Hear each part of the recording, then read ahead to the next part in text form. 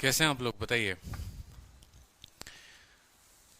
Hello दोस्तों, स्वागत है आपका फाइनली एसआई इंस्टॉलमेंट की क्लास में। साधारण ब्याज की किस्तें, बड़ी प्यारी सी शायरी आप लोगों के लिए लिखी गई है, देख लीजिए। किस्त के ऊपर मिली एक शायरी कि सुकून भरी जिंदगी कितनी महंगी हो गई, सुकून भरी जिंदगी कितनी महंगी हो गई कि अब तो नींद भी किस्तों की मोहताज हो गई है। ठीक है, ऐसा होता था जब मैं प्रिपरेशन करता था अपने टाइम में, या जब मैं ट्वेल्थ में था, तो ऐसे ही हम लोग किस्तों में नींद लिया करते थे। लगातार 6 घंटे या 7 घंटे ना सोकर कभी ऐसा हुआ कि कभी 2 घंटे सो गए, कभी 4 घंटे सो गए, कभी 6 घंटे सो गए। तो जब सपने बड़े होते हैं ना, तो इंसान अपने दिनचर्या को, अपने रूटीन को अपने अकॉर्डिंग ढाल लेता है।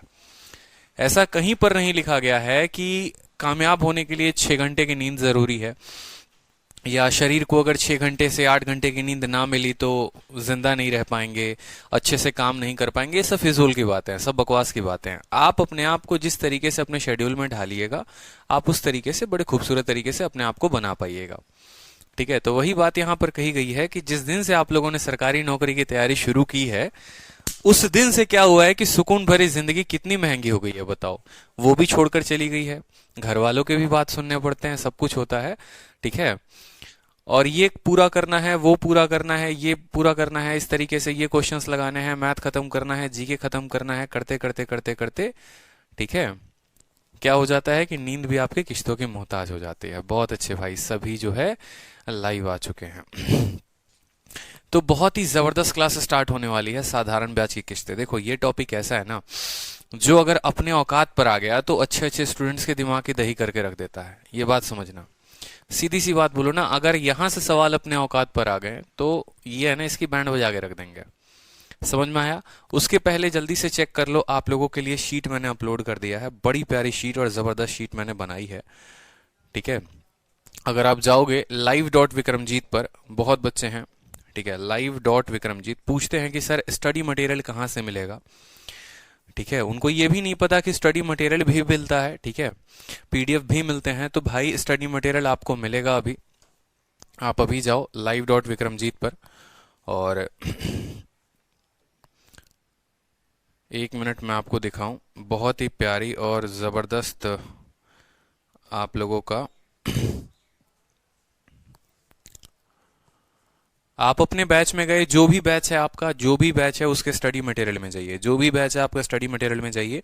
यहां पर देखिए अपलोड हो गया है simple interest installment study material. इस पे जब आप क्लिक करेंगे तो आपको एक पीडीएफ मिलेगा, क्योंकि चैप्टर के खत्म होने के बाद मैं आपको क्या देता हूँ, क्लास नोट्स। ऐसा ही इंस्टॉलमेंट की बड़ी ही जबरदस्त और बड़ी ही प्यारी शीट मैंने आपको दी है। 19 सवाल है, यही 19 सवाल मैं आपको क्लास में कराऊंगा, और इसके अलावा 5-10 क्वेश्चंस और होंगे जो मैं आप लोगों को कराऊंगा। ये 19 सवाल जो स्टूडेंट कर लेता है तो उसका ऑलमोस्ट भला ही भला है, और इतने में ही पूरा का पूरा इंस्टॉलमेंट खत्म हो जाएगा। साथ में मैंने नीचे चक्रवृद्धि ब्याज के भी इंस्टॉलमेंट दिए हुए हैं, तो होप कि आज की क्लास में पूरा का पूरा जो ये इंस्टॉलमेंट है खत्म हो जाए। तो डाउनलोड करो और शीट अपने पास तुरंत रखो। ठीक है, अभी जो है शीट जो है डाउनलोड करके अपने पास रख लो। पहला क्वेश्चन देखो। ठीक है, अब क्वेश्चन बताने के पहले मैं आपको थोड़ा सा थ्योरी बताऊंगा कि थ्योरी एक्चुअली होता क्या है, किस्तें क्या होती हैं। ठीक है, जैसे मान लो हमारी आशीष की शादी हो गई, हमारी आशीष की शादी हो गई, भैया लग गए सरकारी नौकरी में लग गए। ठीक है, तो कल के दिन जो है, जब तक इनकी सरकारी नौकरी नहीं लगी हुई थी, तब तक ये दहेज में क्या मांग रहे थे, कोई ना एक साइकिल ही दे दो, अपना साइकिल से काम हो जाएगा। ये क्या मांग रहे थे दहेज में। ठीक है, जब तक आशीष की सरकारी नौकरी नहीं लगी हुई थी, तब तक इनको दहेज में चाहिए था सिर्फ एक साइकिल, कि हाँ भैया हम भी बैठेंगे आगे, पीछे उसको बिठाएंगे, काम हो जाएगा। जैसे इनकी सरकारी नौकरी लगी, फिर इन्होंने किस चीज की डिमांड कर दी, बाइक की डिमांड कर दी। ठीक है, क्लरिकल जॉब पे। और थोड़ा सा जब इनका ज्वाइनिंग आ गया तो बोला अबे बाइक वाइक क्या होता है, कुछ नहीं होता, अब तो भाई तेरा सीधा लेगा। ठीक है, गाड़ी देखो, उतनी अच्छी मेरी ड्राइंग नहीं है तो बस समझ जाना। समझ में आया? अब इन्होंने गाड़ी लेने की बात कही। ठीक है, गाड़ी भी लिया तो कौन सा लिया भैया। ठीक है, गाड़ी भी लिया तो एकदम बोलेंगे क्या इनको मर्सिडीज बेंज दिया जाएगा, बिल्कुल नहीं, मर्सिडीज बेंज नहीं दिया जाएगा, इनको दिया जाएगा, चलो ठीक है, ज्यादा से ज्यादा बोलोगे तो इनको फॉर्च्यूनर चलो दे दिया जाए। राइट नाउ फॉर्च्यूनर गाड़ी इनको लेनी है भाई साहब, जबरदस्त गाड़ी लेनी है, खुद भी घूमना है, अपनी मैडम को भी घुमाना है। अब फॉर्च्यूनर गाड़ी लेने के लिए भाई साहब इनके सामने कंडीशन ये हो गया, ठीक है, कि गाड़ी मान लो है 25 लाख की, मान लो है 25 लाख की, ससुराल वाले दहेज में दे रहे हैं कितना, 15 लाख रुपए दे रहे हैं, ठीक है। बाकी के 10 लाख रुपए आशीष ने सोचा देखो गाड़ी बार बार थोड़ी ली जाती है, एक ही बार लेंगे, थोड़ा बढ़िया वाला लेंगे, समाज सोसाइटी में पूरा का पूरा तगड़ा जो है अपना रेप्यूटेशन रहेगा। तो 15 लाख रुपए डाउन पेमेंट इन्होंने कर दिया या कुछ भी हो गया, ये 10 लाख रुपए जो है ना इनको देने हैं। लेकिन राइट नाउ इनके पास पैसे नहीं है, ठीक है, क्योंकि और भी काम है, शादी वादी में और भी खर्चे होते हैं। तो इन्होंने कहा ठीक है हम इस पैसे को है ना किश्त पर ले लेते हैं, गाड़ी को ले लेते हैं किश्त पर, और ये पैसा हम आपको बाद में चुकाते रहेंगे, धीरे धीरे धीरे धीरे धीरे धीरे कर करके हम पैसा चुकाते रहेंगे। जब ये पैसा मेरा चुकता हो जाएगा तो भैया गाड़ी हमारी पूरी की पूरी हो गई है, कोई दिक्कत की बात नहीं, कोई पैसा नहीं देना है, ठीक। तो इसी तरीके से इन्होंने क्या किया, किस्त लिया, ठीक है। आज के टाइम पे हम आपको एक बात बता दें, जितने भी मेट्रोपॉलिटन सिटी हैं वो आगे क्यों हैं। आप लोगों को देखते हो कि उनके पास गाड़ी है, उनके पास बंगला है, उनके पास सब कुछ है, ठीक है। क्या होता है कि एक्चुअली जैसे मान लो, जैसे किसी कोई भी पर्सन कोई भी जॉब लेता है, जैसे मानो हमारे यहाँ पर मान लो रियाज जी, ठीक है, मान लो हमारी मुन्नी का हमारे XYZ कंपनी में क्या हो जाता है, नौकरी लग जाता है। समझना बड़े ध्यान से, XYZ में कंपनी में नौकरी लग जाता है मुन्नी का, और मुन्नी यहां पर काम करना शुरू कर देती है। तो जब भी प्राइवेट कंपनी का ये फायदा होता है ना कि जब आप प्राइवेट कंपनी में काम करना शुरू कर देते हैं तो प्राइवेट कंपनी आपको काफी सारा फंड देती है। अब मुन्नी भैया कमाती बेशक 25,000 रुपए ही है महीने का, जरा देखना, मुन्नी 25,000 रुपए कमाएगी महीने का, 2 महीने के बाद वो क्या करेगी, एक गाड़ी भी खरीद लेगी, ठीक है भैया, एक घर भी खरीद लेगी, ठीक है, मोबाइल भी ले लेगी, ठीक है। और मुन्नी का लाइफस्टाइल आपको ऐसा दिखेगा जैसे मुन्नी महीने के 25,000 नहीं, मुन्नी महीने के 2.5 लाख रुपए कमाती हो। आपको उसकी लाइफस्टाइल 2.5 लाख की दिखेगी, क्यों, क्योंकि भाई साहब मुन्नी के पास गाड़ी भी है, बंगला भी है, मोबाइल भी है, तगड़े चीज हैं, ठीक है। लेकिन बाद में पता चलता है कि भैया मुन्नी ने सभी चीजों को किस पर ले रखा है, इंस्टॉलमेंट पर, किस्तों पर। और ये कहानी होती है, अगर आप देखेंगे बड़ा से बड़ा व्यक्ति भी जिनको आप देखते हैं 50 लाख की कार निकाल दी, ये घर ले लिया, तो एक्चुअली आज के टाइम पर क्या होता है कि किसी के पास इतना बड़ा अमाउंट नहीं होता, तो सब क्या करते हैं, सब सोचते हैं थोड़ा थोड़ा कमाएंगे, थोड़ा थोड़ा भरेंगे, और कुछ समय के बाद ये होगा। यही रीजन है कि मेट्रोपॉलिटन सिटी जैसे दिल्ली हो गया, मुंबई हो गया, यहाँ के लोग आपको ज्यादा अमीर दिखते हैं, बट एक्चुअली में होते नहीं है, ठीक है, क्योंकि ये पूरा का पूरा सिस्टम जो चलता है वो इंस्टॉलमेंट पर चलता है। एक फैक्ट की आपको बात बताऊं, अगर आप दिल्ली में हो तो आपको सड़कों पर सबसे ज्यादा अगर कोई कार दिखेगी ना तो एक ही कार दिखेगी, और वो कार है स्विफ्ट डिजायर। वो कार है स्विफ्ट डिजायर। रीजन क्या है स्विफ्ट डिजायर के सबसे ज्यादा होने का, क्योंकि जब ये कार आई थी ना दिल्ली में, तो उस समय इसकी कॉस्टिंग बहुत ज्यादा नहीं थी और बहुत कम भी नहीं थी, लेकिन इसकी मेंटेनेंस से लेकर सब कुछ काफी अच्छा था। तो स्विफ्ट वालों ने दिमाग लगाया, स्विफ्ट वालों ने कहा देखो भाई, एक बार अगर किसी से 5 लाख रुपया मांगेंगे तो कार तो हमारी बिकने वाली है नहीं। इन्होंने इतना बढ़िया स्कीम निकाला स्विफ्ट डिजायर को बेचने के लिए। इन्होंने क्या किया, इसी शब्द का इस्तेमाल किया, इंस्टॉलमेंट, इसी शब्द का इस्तेमाल किया, इंस्टॉलमेंट। और इसी इंस्टॉलमेंट पर उन्होंने क्या किया, लोगों को कहा भैया तुम सिर्फ 10,000 रुपए दो और गाड़ी ले जाओ। हर जगह पूरे दिल्ली में प्रचार कराया, 10,000 रुपए में स्विफ्ट डिजायर, 10,000 रुपए में स्विफ्ट डिजायर। अगला बंदा 10,000 रुपए देगा और गाड़ी अपने घर लेकर जाए। बाकी पैसे कैसे, तो बाकी पैसे आप इसको ओला में चलाओ, उबेर में चलाओ, टैक्सी में चलाओ, कुछ भी करो, बाकी पैसे तुम हमें किस्त में देना। और अगर पूरे दिल्ली में बात करें सबसे कम इंस्टॉलमेंट की, सबसे कम किस्त की, तो इसी कार की है। इस वजह से दिल्ली के ऑलमोस्ट हर घर में एक पर्सन के पास स्विफ्ट डिजायर है, ठीक है। और रोड पर जाओगे तो सबसे ज्यादा स्विफ्ट डिजायर ही मिलेगा, क्यों, क्योंकि इसकी मेंटेनेंस आसान है, इंस्टॉलमेंट आसान है। तो जीवन में इंस्टॉलमेंट ने इतना अच्छा काम किया है कि लाइफस्टाइल तो बदली ही बदली है और बड़ा कम प्रभाव पड़ता है। आप इंस्टॉलमेंट LIC में भी देते हो, बीमा कराते हो, हर जगह देते हो। तो ये पूरा इंस्टॉलमेंट का जो सिनेरियो है ये होता क्या है समझेंगे। जैसे मान लो आपने P नाम का पैसा लिया किसी से, P रुपए लिया आपने किसी से भी उधारी लिए, P रुपए, ठीक है। और P रुपए लेने के बाद जो है, मान लो कल के दिन आप पूरा का पूरा किश्त दोगे, तो आप क्या दोगे, P और I।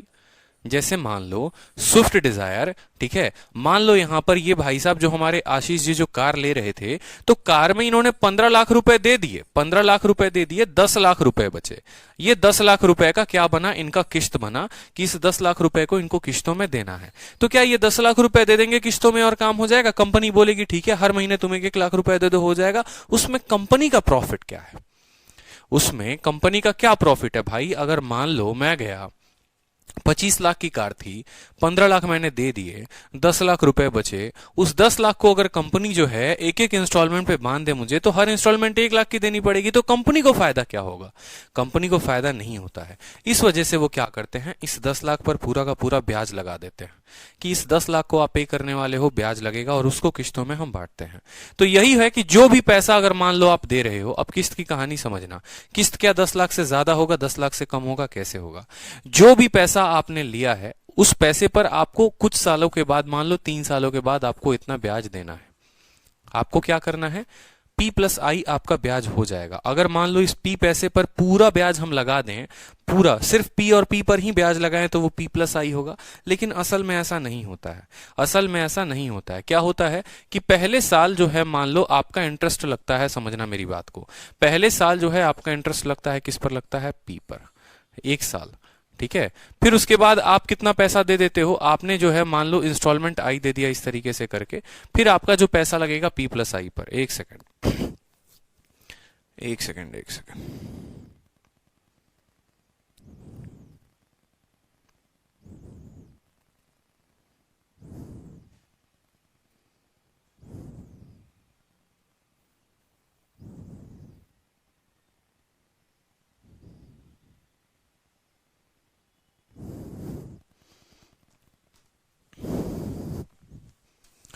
हाँ, थोड़ा टेक्निकल इश्यू था। तो मान लो कि P नाम का पैसा लिया आपने और P नाम के पैसे में इंस्टॉलमेंट दोगे तो वो P+I हो जाएगा। कुछ पल के लिए मैं आपको समझाता हूं कि मान लो ये जो किस्त है ना आपकी 200 रुपए की है, 200 रुपए की 3 किस्तों में आप पूरे के पूरे पैसे दे देते हो, 200, 200 और 200। समझना मेरी बात को। आपने पैसे लिए P, ठीक है, आपको टोटल पैसे मान लो P+I देने हैं और उस पैसे को आपने 200 200 200 के किस्तों में दिए।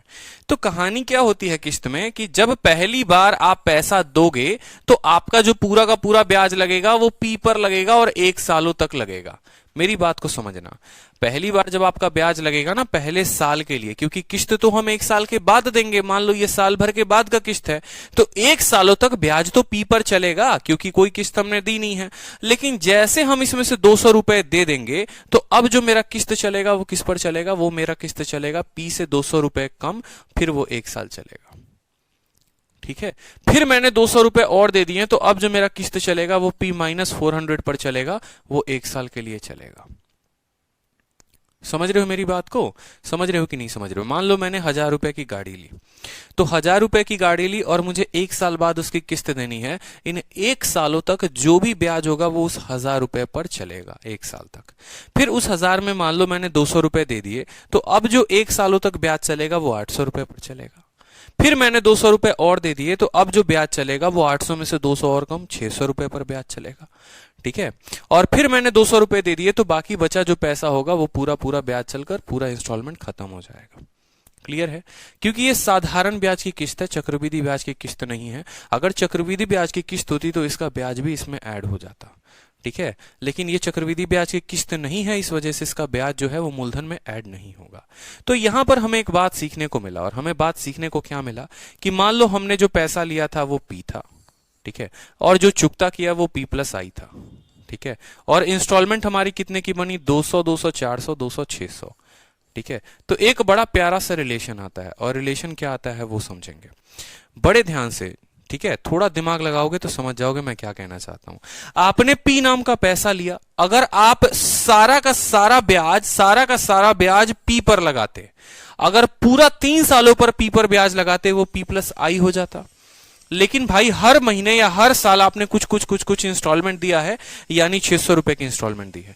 तो ऐसा कहा जाता है कि जो ये मूलधन है ना, उससे हमारा किस्त ज्यादा होगा और टोटल ब्याज से किस्त कम होगा। यानी अगर मैं आपको 1000 रुपए दूं और 1000 रुपए को जो है मैंने कहा कि 3 सालों के बाद उस पर पूरा का पूरा ब्याज, समझना मेरी बात को, 1000 रुपए हैं आपके पास, 1000 रुपए हैं, और 1000 रुपए पर जो 3 सालों पर ब्याज बनेगा कितना? 10% से हो जाएगा, मान लो ये 1300 1300 रुपए हो जाएगा। लेकिन अगर इसी पैसे को मैं हर साल किस्त देते जाऊं तो जो मेरा किस्त होगा वो 1000 और 1300 के बीच में होगा। बस मैं यही बात कहना चाहता था कि जब मैं सभी किस्तों को जोड़ूंगा ना तो वो कभी भी 1300 से कम होगा और वो 1000 से ज्यादा होगा। क्योंकि जब हम उनको किस्तों में बांट देते हैं ना, किस्तों में बांट देते हैं तो इतना पैसा नहीं देना पड़ता। सोचो अगर कंपनी जिस दिन ऐसे आ गई करने पर कि भाई 1 लाख रुपए की बाइक है, मेरी बात को समझना, ये बहुत इंपॉर्टेंट बात है जो मैं बार बार समझा रहा हूं, नहीं तो क्वेश्चन कराना चुटकियों का काम है। 1 लाख की रुपए की बाइक की फाइनेंस कराई आपने और सोचो कंपनी वालों ने क्या किया कि शुरू में ही इस 1 लाख पर ब्याज जोड़ दिया आपके ऊपर। ले भाई ब्याज दे दियो। मतलब आपने कहा कि सर 1 लाख रुपए का मुझे फाइनेंस करवाना है और मैं इसको 2 सालों में भरूंगा। कंपनी वालों ने अगर इसी 1 लाख रुपए पर 2 सालों के लिए 1 लाख रुपए पर 2 सालों का ब्याज जोड़ दिया, मान लो 10% के हिसाब से, मान लो 10% के हिसाब से, ठीक है, 10% के हिसाब से, मान लो 5% के हिसाब से, 5% के हिसाब से, तो 5% का रेट अगर कंपनी लगाएगी तो लाख रुपए का 5% कितना होता है बता दो। लाख रुपए का 5% 5000 रुपए, मतलब हर महीने आपका 5000 रुपए ब्याज जोड़ेगा।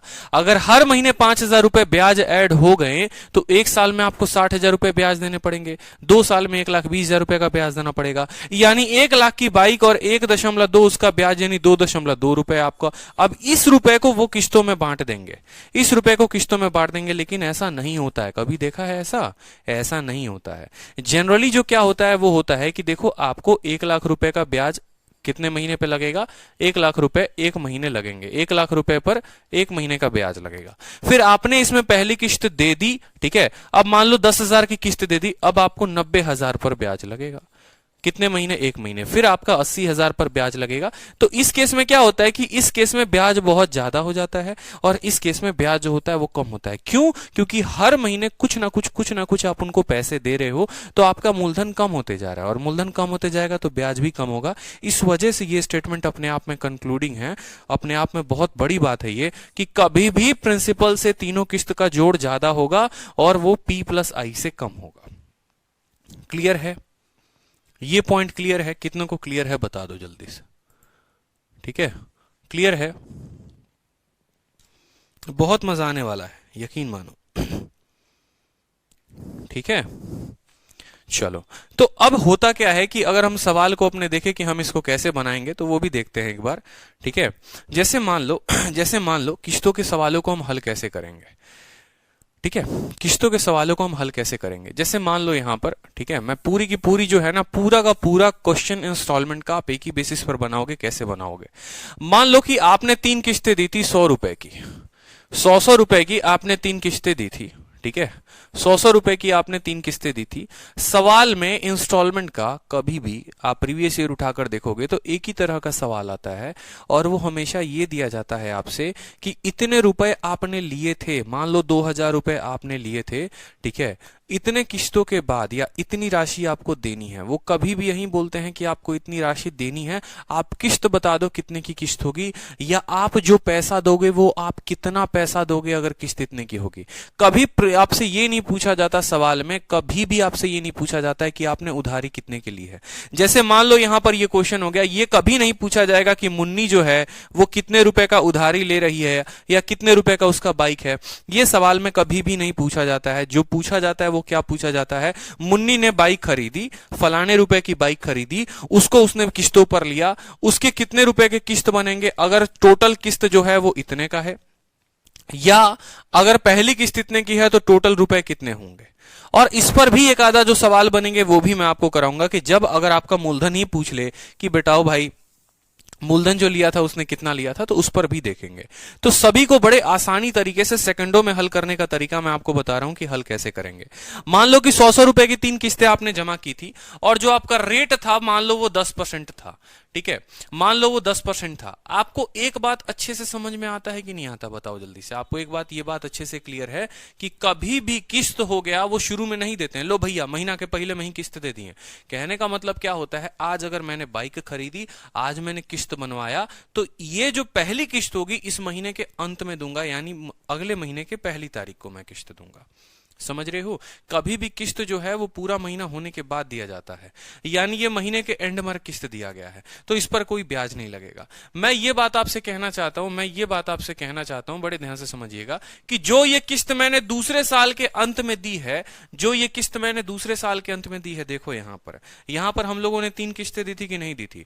200 रुपए, 200 रुपए, 200 रुपए। ये पहले साल के अंत में, ये दूसरे साल के अंत में, और ये तीसरे साल के अंत में। पहले साल के अंत में, दूसरे साल के अंत में, तीसरे साल के अंत में। मैं वही बात आपसे कहना चाहता हूं, मान लो ये 200 रुपए है, ये भी 200 रुपए है, और ये भी 200 रुपए है। ये तीसरे साल के अंत में जाएगा तो इस पर तो कोई ब्याज ही नहीं चढ़ेगा, मतलब ये 200 रुपए हमें देने ही देने हैं, कोई दिक्कत की बात नहीं। मैं आपसे ये बात कहना चाहता हूं कि अगर इस पैसे को मैंने दूसरे साल के अंत में नहीं दिया होता, मैं तीसरे साल के अंत में देता, मतलब इस पर 1 साल और ब्याज लगता। ठीक है, इस पैसे को मैं 1 साल बाद और देता तो कंपनी बोलती चलिए अब आप डीले कर रहे हैं ना, तब आपको 1 साल का ब्याज देना पड़ेगा।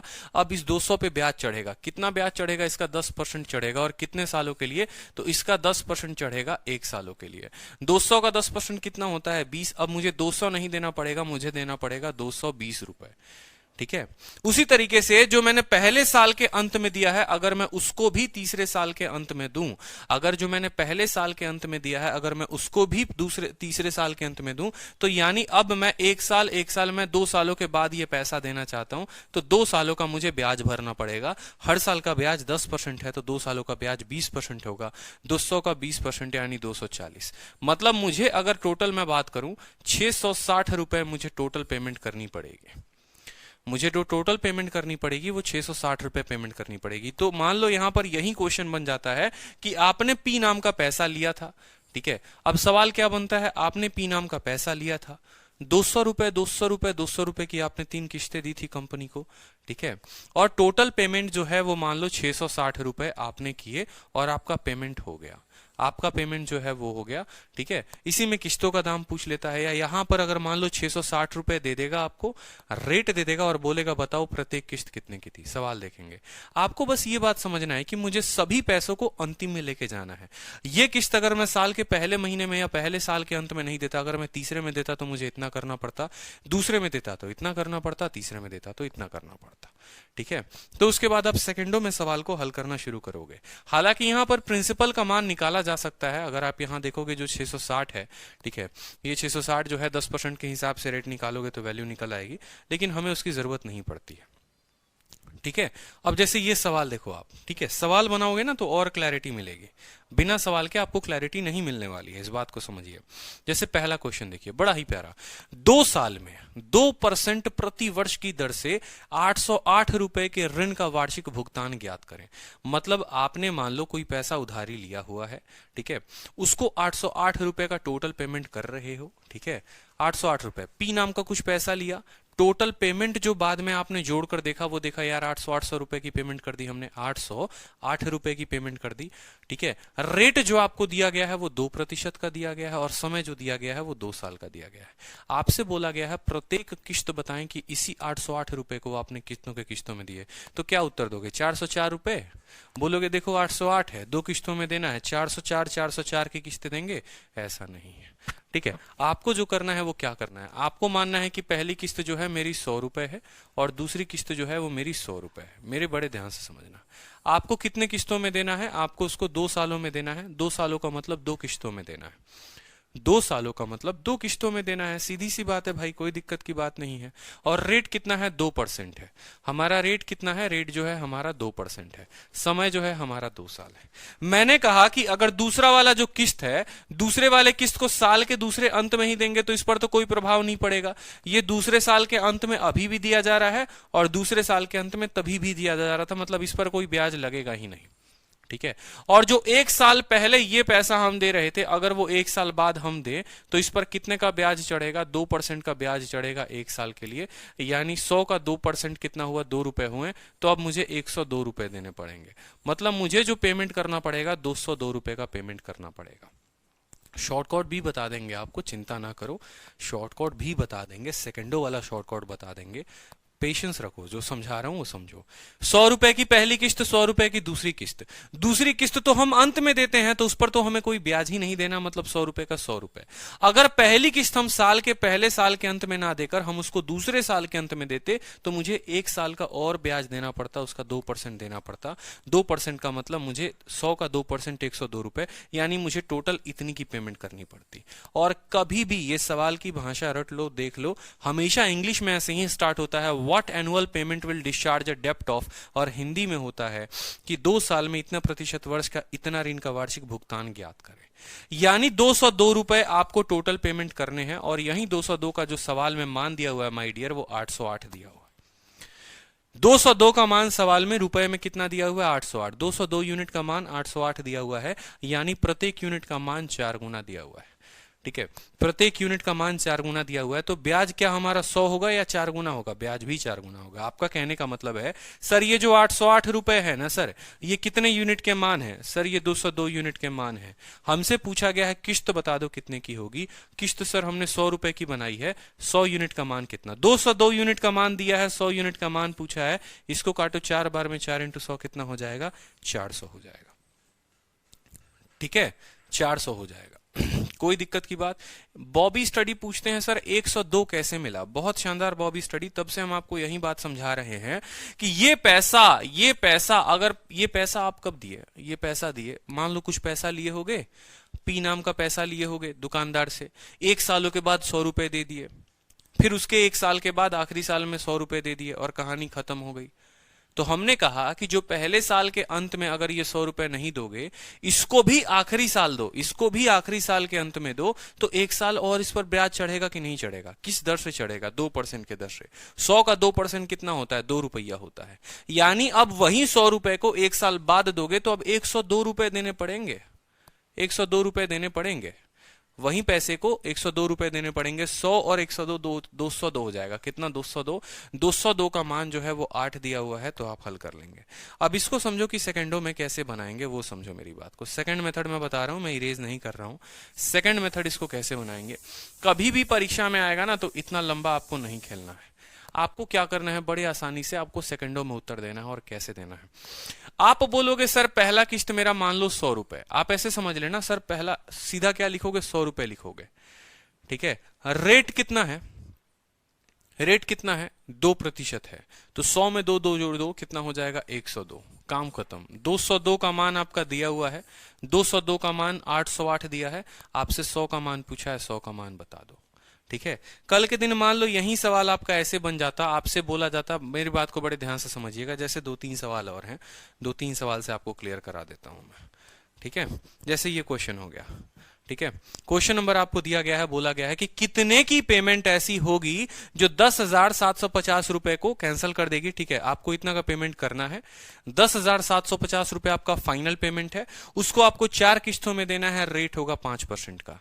ठीक है, अब सीधा का सीधा तरीका याद रखो जो पेपर में लिखना है। पहला लिखोगे 100, ठीक है, पहला लिखोगे 100 रुपए, 100 रुपए की पहली किस्त, रेट क्या है? 5% है, 100 में 5 जोड़ दो 105, फिर उसमें 5 जोड़ दो 110, फिर उसमें 5 जोड़ दो 115, अब सभी को जोड़ दो, कितना हो जाएगा? 430। 430 आपका टोटल पेमेंट करना है। 430 का मान इतना दे रखा है, आपसे बोला है प्रत्येक किस्त कितनी होगी। आप बोलोगे सर 10,750 जो है वो 430 का मान है, हमें जो मान निकालना है, हमें 100 का मान निकालना है, 100 से गुना कर देंगे। 0 से 0 खत्म हो गया। 43 से अगर आप काटोगे तो 2 बार में जाएगा 86। ठीक है, 7 से 6 गया 1। ठीक है, और 10 से 8 गया 215, और 5 बार में जाएगा 2500 रुपए की आपकी किस्त बनेगी। 25 इंटू 100, 2500 आपका उत्तर होगा। 2500 रुपए जो है वो आपका टोटल होगा। आपको बस करना इतना ही है, आपको बस करना इतना ही है, किसी भी सिचुएशन में आपको बस एक ही बात करनी है। क्या करना है? बस भैया 5-5-5-5 जोड़ते जाना। पहले वाले को 100 रखना। ठीक है, पहले वाले को क्या करना है? 100 रखना है। कितने साल कहे गए हैं? 4 साल, मतलब 4 बार लिखेंगे, 1 बार, 2 बार, 3 बार, 4 बार। इसमें 5 जोड़ देना, फिर 5 जोड़ देना, फिर 5 जोड़ देना, और सबको जोड़कर लिख देना, ये अमाउंट हो जाएगा। इसके पीछे वाले प्रश्न में देखो, इसके पीछे वाले प्रश्न में अगर देखोगे तो बोला गया था 808 रुपए कितने सालों में देने हैं? 2 सालों में। पहले वाले को क्या रखेंगे? 100 रखेंगे, फिर उसमें कितना जोड़ेंगे, जो रेट होगा वो जोड़ेंगे। 100 में 2 जोड़ दिया, 102 हो गया। 2 सालों की बात कही गई थी, पहली साल दूसरी साल दोनों को जोड़ दो, हमारा उत्तर हो जाएगा।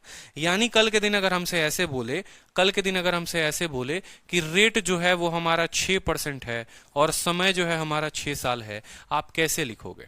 आप बोलोगे सर, पहला वाला बोलेंगे सर 100 हो गया, दूसरे वाले में सर 6 जोड़ देंगे, फिर इसमें 6 जोड़ देंगे, फिर इसमें 6 जोड़ देंगे, फिर इसमें 6 जोड़ देंगे। ऐसा कब तक लिखते रहेंगे? तो ऐसा अगर सर 6 साल का बोला गया है तो 6 ही बार लिखेंगे। 1 2 3 4 5, एक बार और लिख देंगे सर, 130 हमारा हो गया। 1 2 3 4 5 6 कितने हो गए भाई? 6 हो गए, ठीक है। 30 हो गया, 30 जमा 0 कितना हो गया? 30। 24 और 6 30, 18 12 30, यानी 690 हमारा हो गया सर टोटल। ठीक है, कोई दिक्कत की बात बताओ जल्दी से। तो इस तरीके से जो है आपको लिखना है। कभी भी जब भी साधारण ब्याज का सबसे सिंपल जो क्वेश्चन होता है, जो रेलवे में पूछा जाता है, बैंकिंग में पूछा जाता है और आपको यूपीएसआई से लेकर हर सभी पेपर में पूछा जाएगा, वो आपका जो औकात होगा सवाल का वो इतना ही होगा कि इतने रुपए देने हैं, दर इतना है, समय इतना है, बता दो कितने की किस्त बनेगी। आपको 100 लिखना है, फिर एक 5 जोड़ना है, फिर 5 जोड़ना है, फिर 5 जोड़ना है, करते करते कितनी बार लिखना है? जितना साल होगा इतना का अमाउंट दिया होता है, आपको किस्त निकालने होते हैं, बस इतना समझ लो। सबसे आसान भाषा। थ्योरी वोरी अगर नहीं समझ में आई तो क्लियर है। अब इसका आंसर देखते हैं, हर स्टूडेंट देगा। जितने बच्चे देख रहे हैं ना, अभी 400-500 बच्चे लाइव हैं, सभी के सभी आंसर दे दो जल्दी से, सभी के सभी आंसर दे दो। मैंने तो नाम पढ़ना शुरू करूंगा मैं फिर। तीसरा सवाल आपके लिए, इसका उत्तर आप दोगे कि कौन सी वार्षिक किस्त 1740 रुपए के ऋण को 8% वार्षिक साधारण ब्याज की दर से 5 वर्षों में अदा कर देगी। बता दो जल्दी से, कितने की वार्षिक किस्त भैया? 1740 रुपए देने हैं, कितने का वार्षिक किस्त लगाएंगे? 5 सालों पे। बहुत अच्छे, बहुत अच्छे, बहुत अच्छे।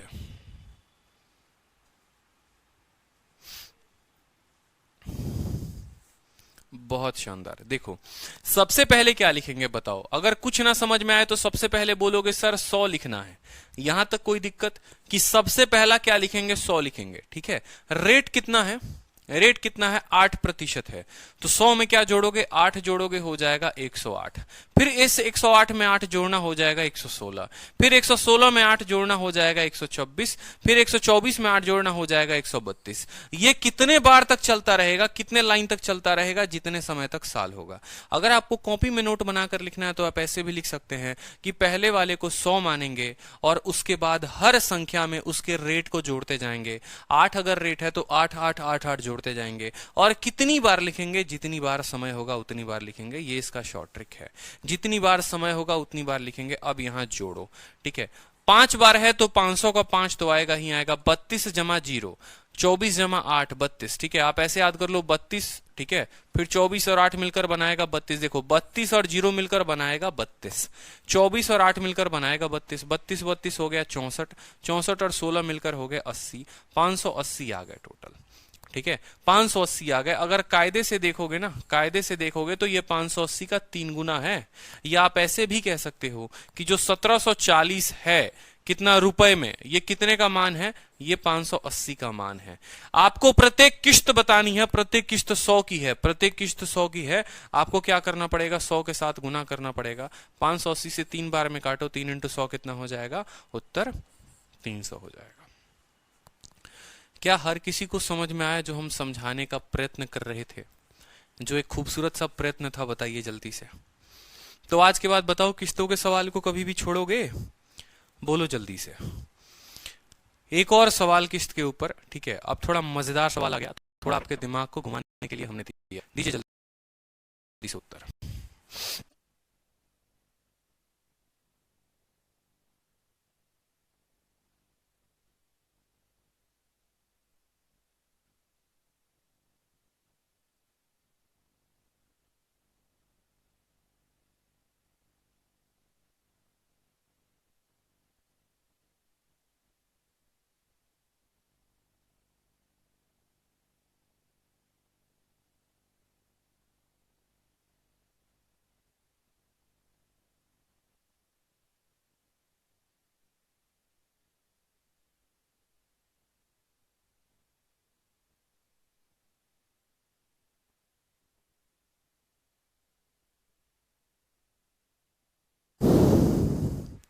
कोई बात नहीं, सिस्टम को गर्मी लग गई है थोड़ा, इसके सर में दर्द हो गया था ना, इस वजह से सिस्टम बंद हो गया था।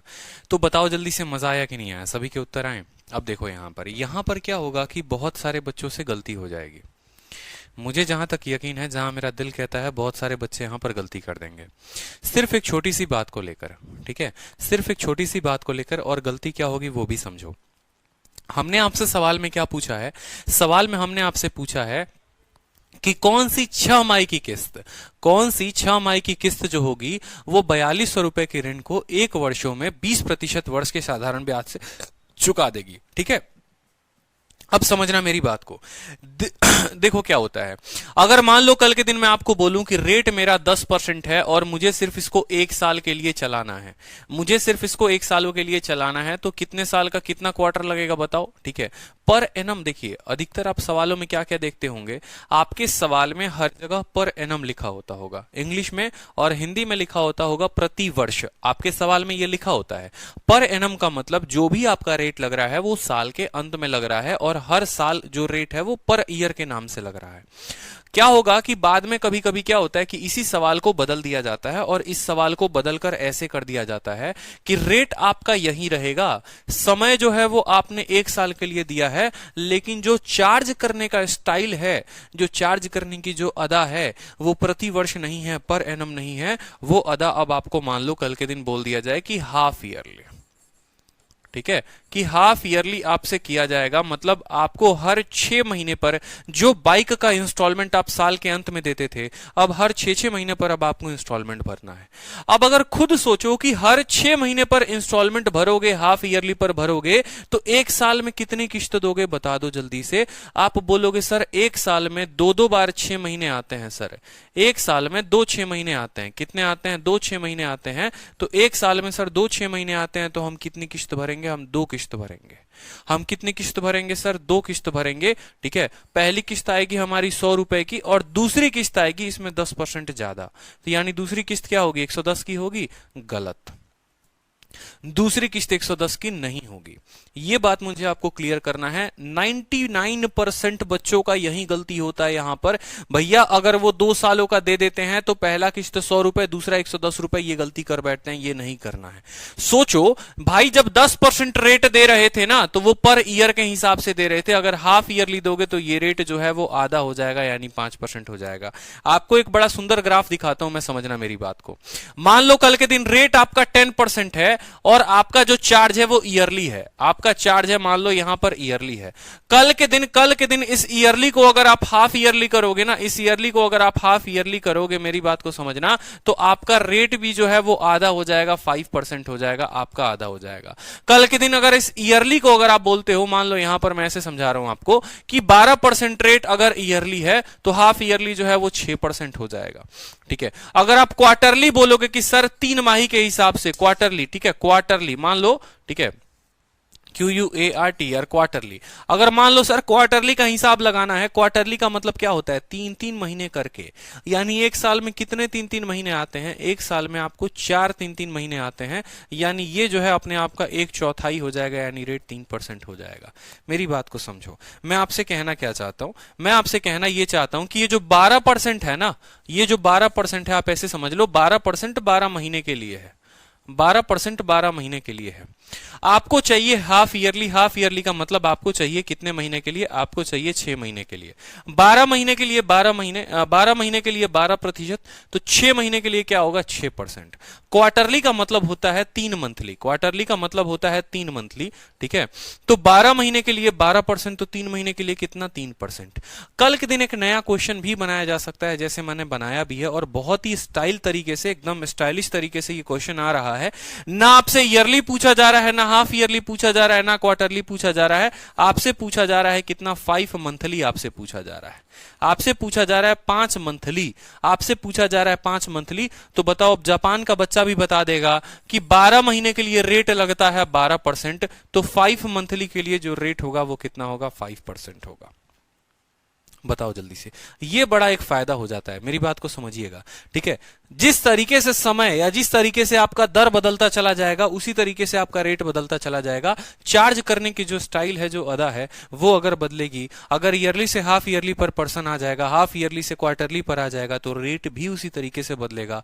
ऐसा नहीं होगा कि आपका रेट वही रहेगा। इस तरीके से तो आपको ज्यादा ब्याज देना पड़ेगा, इस तरीके से आपको ज्यादा ब्याज देना पड़ेगा। अब ये मैं लिख कैसे रहा हूं कि 12 के लिए 12, 6 के लिए 6, 3 के लिए 3, तो 5 के लिए कितना।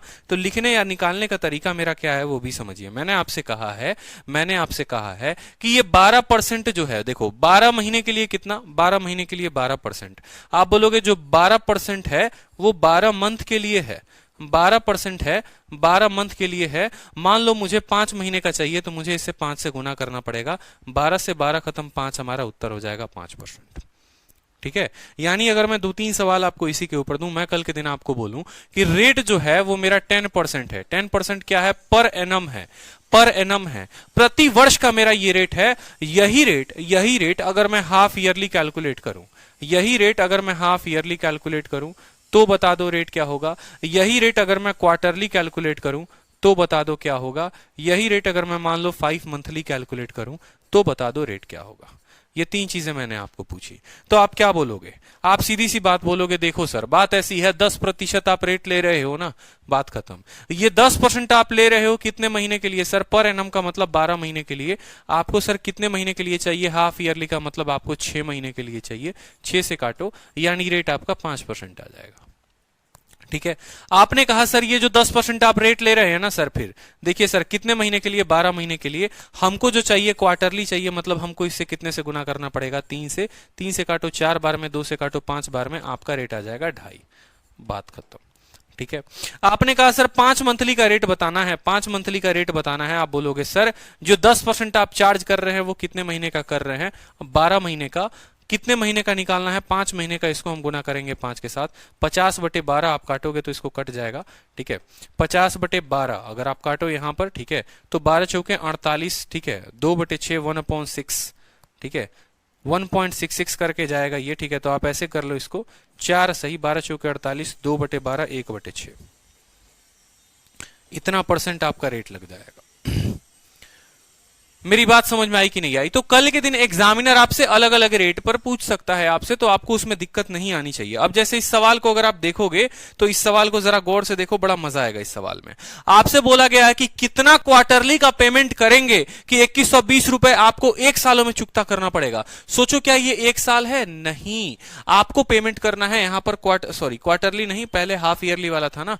आपसे चुकता करना है, आपको हाफ ईयरली का पेमेंट करना है। और कितने साल है? 1 साल है। 1 साल में सबको पता है कि भाई 2 हाफ ईयर होते हैं। 1 साल में सबको पता है कि 2 हाफ ईयर होते हैं, मतलब जो हमें समय लेना है वो 2 साल लेना है। समय का मान लो, समय जो हमें लेना है वो हमें 2 हाफ ईयर लेना है। समय क्या लेना है? 2 हाफ ईयर लेना है हमें। ये चीज क्लियर हुआ कि नहीं हुआ? 1 साल, ठीक है, 1 साल कोई दिक्कत की बात, लेकिन रेट लगेगा हाफ ईयरली का, यानी हमें 2-2 हाफ ईयर हमें बनेंगे, हमारे 2 हाफ ईयर बनेंगे।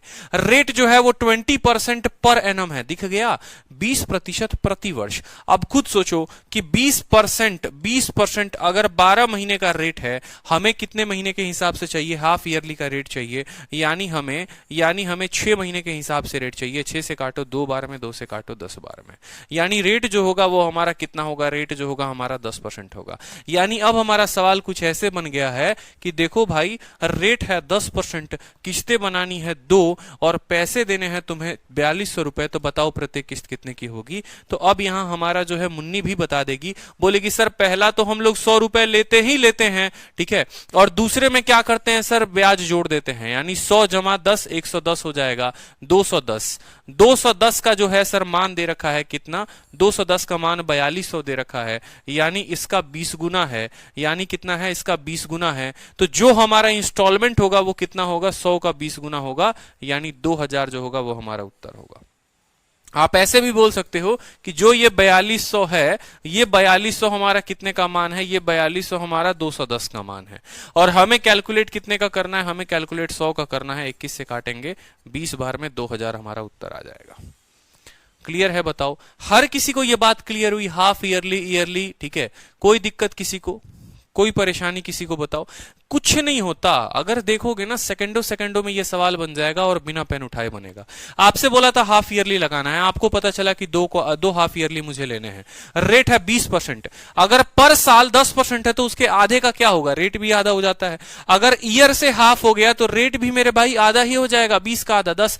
10% का रेट लगाकर 2 क्वार्टर बनाने हैं, पहला 100 होगा, दूसरा 110 होगा। 100 और 110 जोड़कर देख लो, जो आया उसका आपका उत्तर दे दोगे। उसी तरीके से एक और लाजवाब क्वेश्चन आप लोगों के लिए दिया मैंने, ठीक है। अभी तक ये क्वेश्चंस आए नहीं है, लेकिन मैं आपको प्रैक्टिस करवा रहा हूं, ठीक है, क्योंकि मैं आपको भाई पूरा का पूरा पढ़ाऊंगा, ठीक है, पूरा का पूरा। क्लियर है, मेरी तरफ से पूरा नॉलेज मिलेगा। मैं अपने तरीके से 1% की बेईमानी नहीं करना चाहता और ना मैं करूंगा।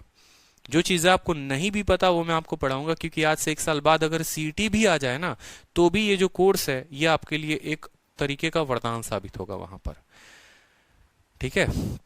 समझ रहे हो मेरी बात को। अब आपसे बोला गया है कि कितना क्वार्टरली का पेमेंट करोगे। क्वार्टरली का पेमेंट, वो वाला क्वार्टर मत सोच लेना जो रात में लेकर बैठ जाते हो उसकी याद में, ठीक है। ये वो वाला क्वार्टर नहीं है, ये आपका वर्ष वाला क्वार्टर है। तो बोला गया है कितना क्वार्टर बनाओगे, कितने क्वार्टरली का पेमेंट करोगे, ठीक है। 16% के हिसाब से, 16% के हिसाब से, ठीक है। 16% के हिसाब से पर एनम सिंपल इंटरेस्ट पे, और पैसे कितने चुकता करने हैं, 2120, ठीक है। अब मुझे बताओ कितने सालों में देना है, तो भाई 1 सालों में, 1 ईयर में देना है। कितने सालों में देना है, 1 सालों में देना है।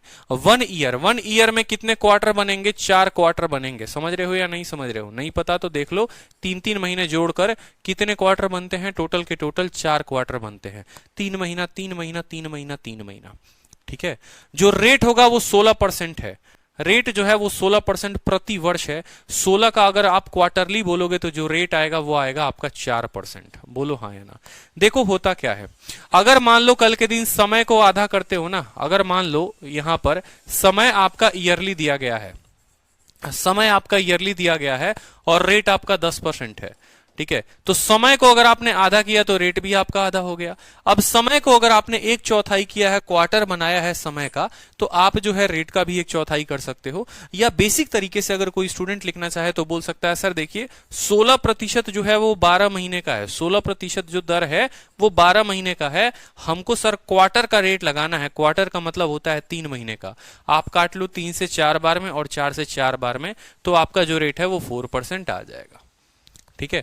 अब यहां पर बताओ जल्दी से, ठीक है, बुलाते हैं मुन्नी को और मुन्नी से पूछते हैं, मुन्नी देखो हमको 4 क्वार्टर बनाना है और 4% का क्वार्टर बनाना है, मुन्नी कैसे लिखोगी। मुन्नी बोलेगी देखिए हमको आप पढ़ाए हैं ना, पहले हम क्या लिखेंगे 100, फिर क्या करेंगे उसमें 4 को जोड़ देंगे, फिर वो हो जाएगा 104, फिर क्या करेंगे, फिर 4 को जोड़ देंगे हो जाएगा 108, फिर क्या करेंगे, फिर 4 को जोड़ देंगे हो जाएगा 112। कितनी बार लिखेंगे, 4 बार लिखेंगे। क्यों, क्योंकि क्वार्टर तो बनाने सिर्फ 4 ही हैं, ठीक है। 4 लोग बैठे हैं, 4 क्वार्टर बनेगा तभी तो मजा आएगा। तो उसी तरीके से यहां पर 4 क्वार्टर बन गए। 100 200 300 400 12 8 20 4 24 424 भाई साहब, सीधी सी बात 424। अब अगर देखोगे ना तो 424 का ये कितना गुना है, 424 का 5 गुना है। 424 का 5 गुना है, तो जो किस्त होगी आपकी वो 100 का 5 गुना होगी। और कितना होगा, 100 का 5 गुना आपका 500 उत्तर होगा।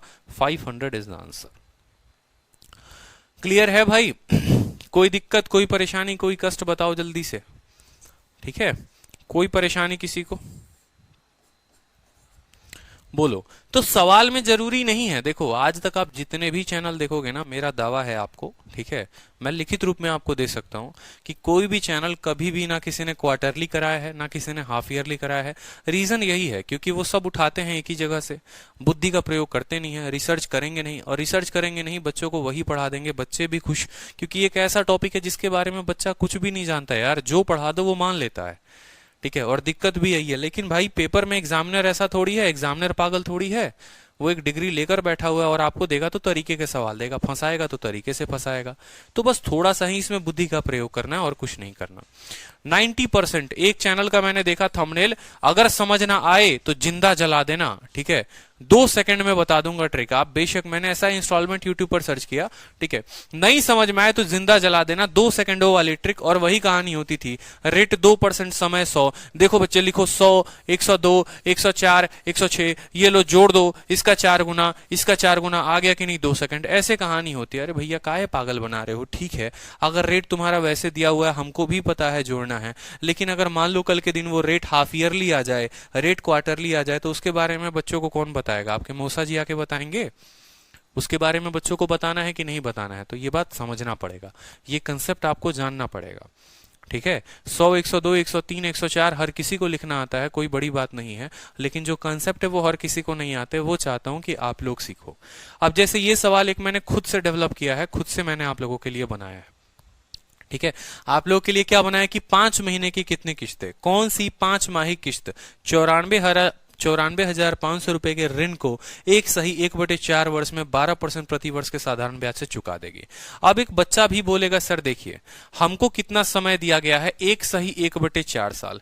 एक सही 1/4 साल का मतलब जानते हैं कितना होता है? एक साल का मतलब 12 महीने और 1/4 का मतलब 3 महीने, यानी टोटल लेने कितने हैं? 15 महीने लेने हैं।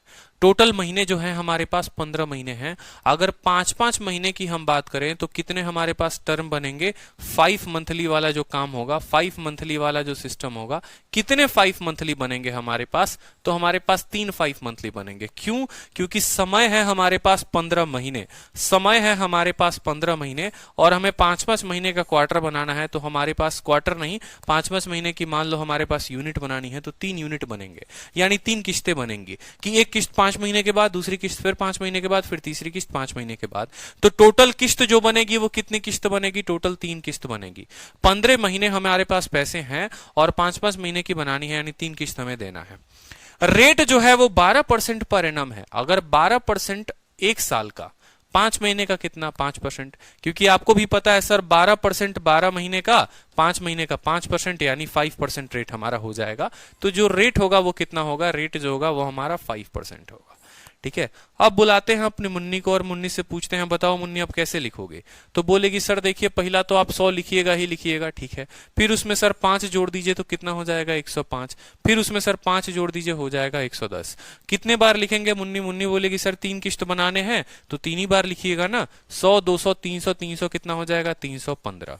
ठीक है, अब अगर कायदे से देखोगे 315 का ये कितना गुना है? 300 गुना है। 315 का कितना गुना है मेरे भाई? 300 गुना है। 315 का 3 गुना 945 और 2 जीरो आ गया। तो जो आपका किस्त बनेगा माय डियर, वो किस्त कितने का बनेगा? 100 का 300 गुना। 100 का कितना गुना? 300 गुना, यानी जो आपका उत्तर होगा वो ये होगा 100 का 300 गुना, 100 को 300 के साथ गुना करो, 30,000 की किस्त बनेगी। सर ये रेट कैसे निकालें? रेट को देखिए, आप बोलेंगे सर 12% आप रेट ले रहे हैं, 12% आप रेट ले रहे हैं और वो पर एनम ले रहे हैं। पर एनम का मतलब होता है 12% रेट जो है वो 12 महीने के लिए है। ठीक है, हमें कितने महीने के लिए चाहिए? 5 मंथ के लिए चाहिए, तो हम इसको गुना करेंगे 5 मंथ के साथ। देखो जितने भी मंथ के लिए चाहिए होगा, यहां पर आप लिखोगे जितने भी मंथ के लिए चाहिए होगा उतने से गुना करोगे। आपका 12 से 12 खत्म हो गया, रेट आपका 5% आ गया। रेट आपका कितना आ गया? 5% आ गया। क्लियर है? रेट आपका 5% आ गया। 12% अगर 12 महीने का दर है तो 5 महीने का दर 5% होगा, 6 महीने का दर 6% होगा, 7 महीने का दर 7% होगा। क्लियर है? ठीक है, अब थोड़ा एक तरीके का ये सवाल देखो कि जब आपके किस्तें जो होती हैं वो थोड़ी भिन्न होती हैं, अलग अलग होती हैं, यहां पर थोड़ा और मजा आता है। ठीक है, यहां पर थोड़ा सा और मजा आता है। ये सवाल आपसे ऐसे पूछा जाता है कि 3400 रुपए को आपको देने हैं फिर से, और कितने सालों में देने हैं? 3 सालों में देने हैं। ठीक है, और हर साल किस्त देनी है। एक साल के अंत में एक साल पहली किस्त, दूसरे साल के अंत में दूसरी किस्त, और तीसरे साल के अंत में तीसरी किस्त। पहली जो किस्त है वो 1/3 है दूसरे किस्त के। ठीक है, और पहली किस्त 1/4 है तीसरे किस्त के। ठीक है, आपको बताना है कि प्रत्येक इंस्टॉलमेंट कितने का होगा अगर रेट ऑफ इंटरेस्ट 10% होगा। तो मुझे बताओ, यहां पर मैंने कहा ये मेरे 3 किस्तें हैं, ये मेरी कितनी है? ये मेरी 3 किस्त है। मैंने कहा ये मैं तीनों किस्तों को क्या कर रहा हूं? यहां पर लिख दे रहा हूं। ठीक है, तीनों किस्तों को मैंने लिख दिया। जो मेरी पहली किस्त है वो क्या है? पहली किस्त को अगर मान लो मैं 100 मानता हूं, पहली किस्त को अगर मान लो मैं यहां पर 100 मानता हूं, तो सवाल में बोला गया है पहली जो किस्त है वो 1/3 है। 1/3 है किसके? दूसरे के, यानी दूसरी वाली किस्त जो होगी वो 300 होगी, तभी तो इसका 1/3 ये बन गया। ठीक है, जो तीसरी किस्त है वो 1/4 है। 1/4 है किसके? पहले के, यानी तीसरी किस्त जो हो गई वो हमारी कितनी हो गई? तीसरी किस्त जो हो गई वो हमारी 400 रुपए हो गई। ठीक है। पहला वाला जो किस्त है वो इसका 1/3 है और पहला वाला किस्त इसका 1/4 है, यानी इसका 3 गुना ये और इसका 4 गुना ये, कोई दिक्कत की बात। ये 3 किस्तें हमारे पास टोटल के टोटल बनी हुई है। टोटल पैसा जो हमें देना है वो कितना देना है, 3400 रुपए हमको देना है और रेट हमारे पास कितना है, 10% है। जब मैंने आपके लिए इंस्टॉलमेंट स्टार्ट किया था, अब जरा उन 2 सेकंड वालों को बुलाओ, ठीक है, और उनको जो है जला दो जिंदा, क्योंकि अब उनसे ये सवाल नहीं बनने वाला है उनके 2 सेकंड के तरीके से, ठीक है। अब यहां पर समझो, जब किस्तें बराबर होती है ना, ठीक है, तो बच्चा बच्चा भी जाकर यूट्यूब पर चिल्लाता है और उड़ता है कि हाँ भाई हो गया काम। लेकिन अगर किस्तें बराबर नहीं होंगी तो आपको कंसेप्ट पर ही आना पड़ेगा अपने। और याद करो, जब मैं सेशन स्टार्ट कर रहा था तभी मैंने कंसेप्ट सिखाया था। कंसेप्ट मैंने आपको क्या सिखाया, मैंने कंसेप्ट आपको यही सिखाया कि ये 400 रुपए आप साल के अंत में दे रहे हैं, ये 400 रुपए आप साल के अंत में दे रहे हैं, तो इस 400 रुपए पर तो कोई ब्याज नहीं लगेगा, क्योंकि साल के अंत में जा रहा है, अंत में जा रहा है मतलब कोई ब्याज नहीं लगना है, इसको हम 400 ही बोलेंगे, ठीक है। ये रुपए जो आपने इसके 1 साल पहले दे दिया, इसी के 1 साल पहले दे दिया, अगर इसको 1 साल बाद देंगे, अगर इसको जो 1 साल पहले दे दिया ना, ठीक है, उसको अगर 1 साल बाद देंगे तो हमारा जो रेट लगेगा वो 10% का लगेगा और जो समय होगा वो 1 साल, यानी 300 में 10% ब्याज देना पड़ेगा, यानी 30 रुपया ब्याज। तो अब आप ये पैसा 300 ना देकर आपको 330 देना पड़ेगा। ये बात मेरी क्लियर हुई या नहीं हुई, ठीक है, कि जो 300 रुपए आपने 1 साल पहले दे दिया, अगर वही 300 रुपए अब 1 साल बाद दोगे, 1 साल बाद दोगे, वो 1 साल बाद देना पड़ेगा, तो कितना देना पड़ेगा, 330 रुपए, उस पर 1 साल का ब्याज चढ़ जाएगा।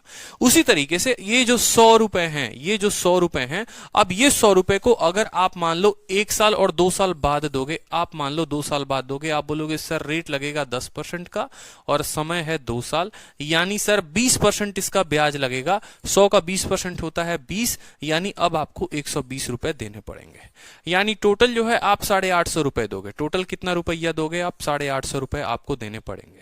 इस तरीके से ये सवाल बनता है बड़े प्यारे तरीके से कि भाई पहली किस्त 100 रुपए, दूसरी किस्त 300 रुपए, तीसरी किस्त 400 रुपए, ठीक है। पहला वाला जो है वो तो आखिरी साल में दे ही रहे हैं, तो इस पर तो कोई ब्याज ही नहीं लगेगा। ये पैसा जो 1 साल पहले दिए थे, अब 1 साल बाद देंगे तो 330 रुपए देना पड़ेगा, और ये पैसा जो 2 साल पहले दिए थे, अगर 2 साल बाद देंगे तो 120 देना पड़ेगा। अब बोलोगे सर क्यों 1 साल बाद दिलवा रहे हो, क्यों 2 साल बाद दिलवा रहे हो, क्योंकि भाई कहीं ना कहीं अगर आप एजेंसी की तरफ से समझो, अगर मान लो कि आप बजाज फाइनेंसर हो, कोई फाइनेंसर हो, तो आपको एक तरीके से टोटल पैसे अंत में ही मिलते हैं, फाइनल में ही मिलते हैं।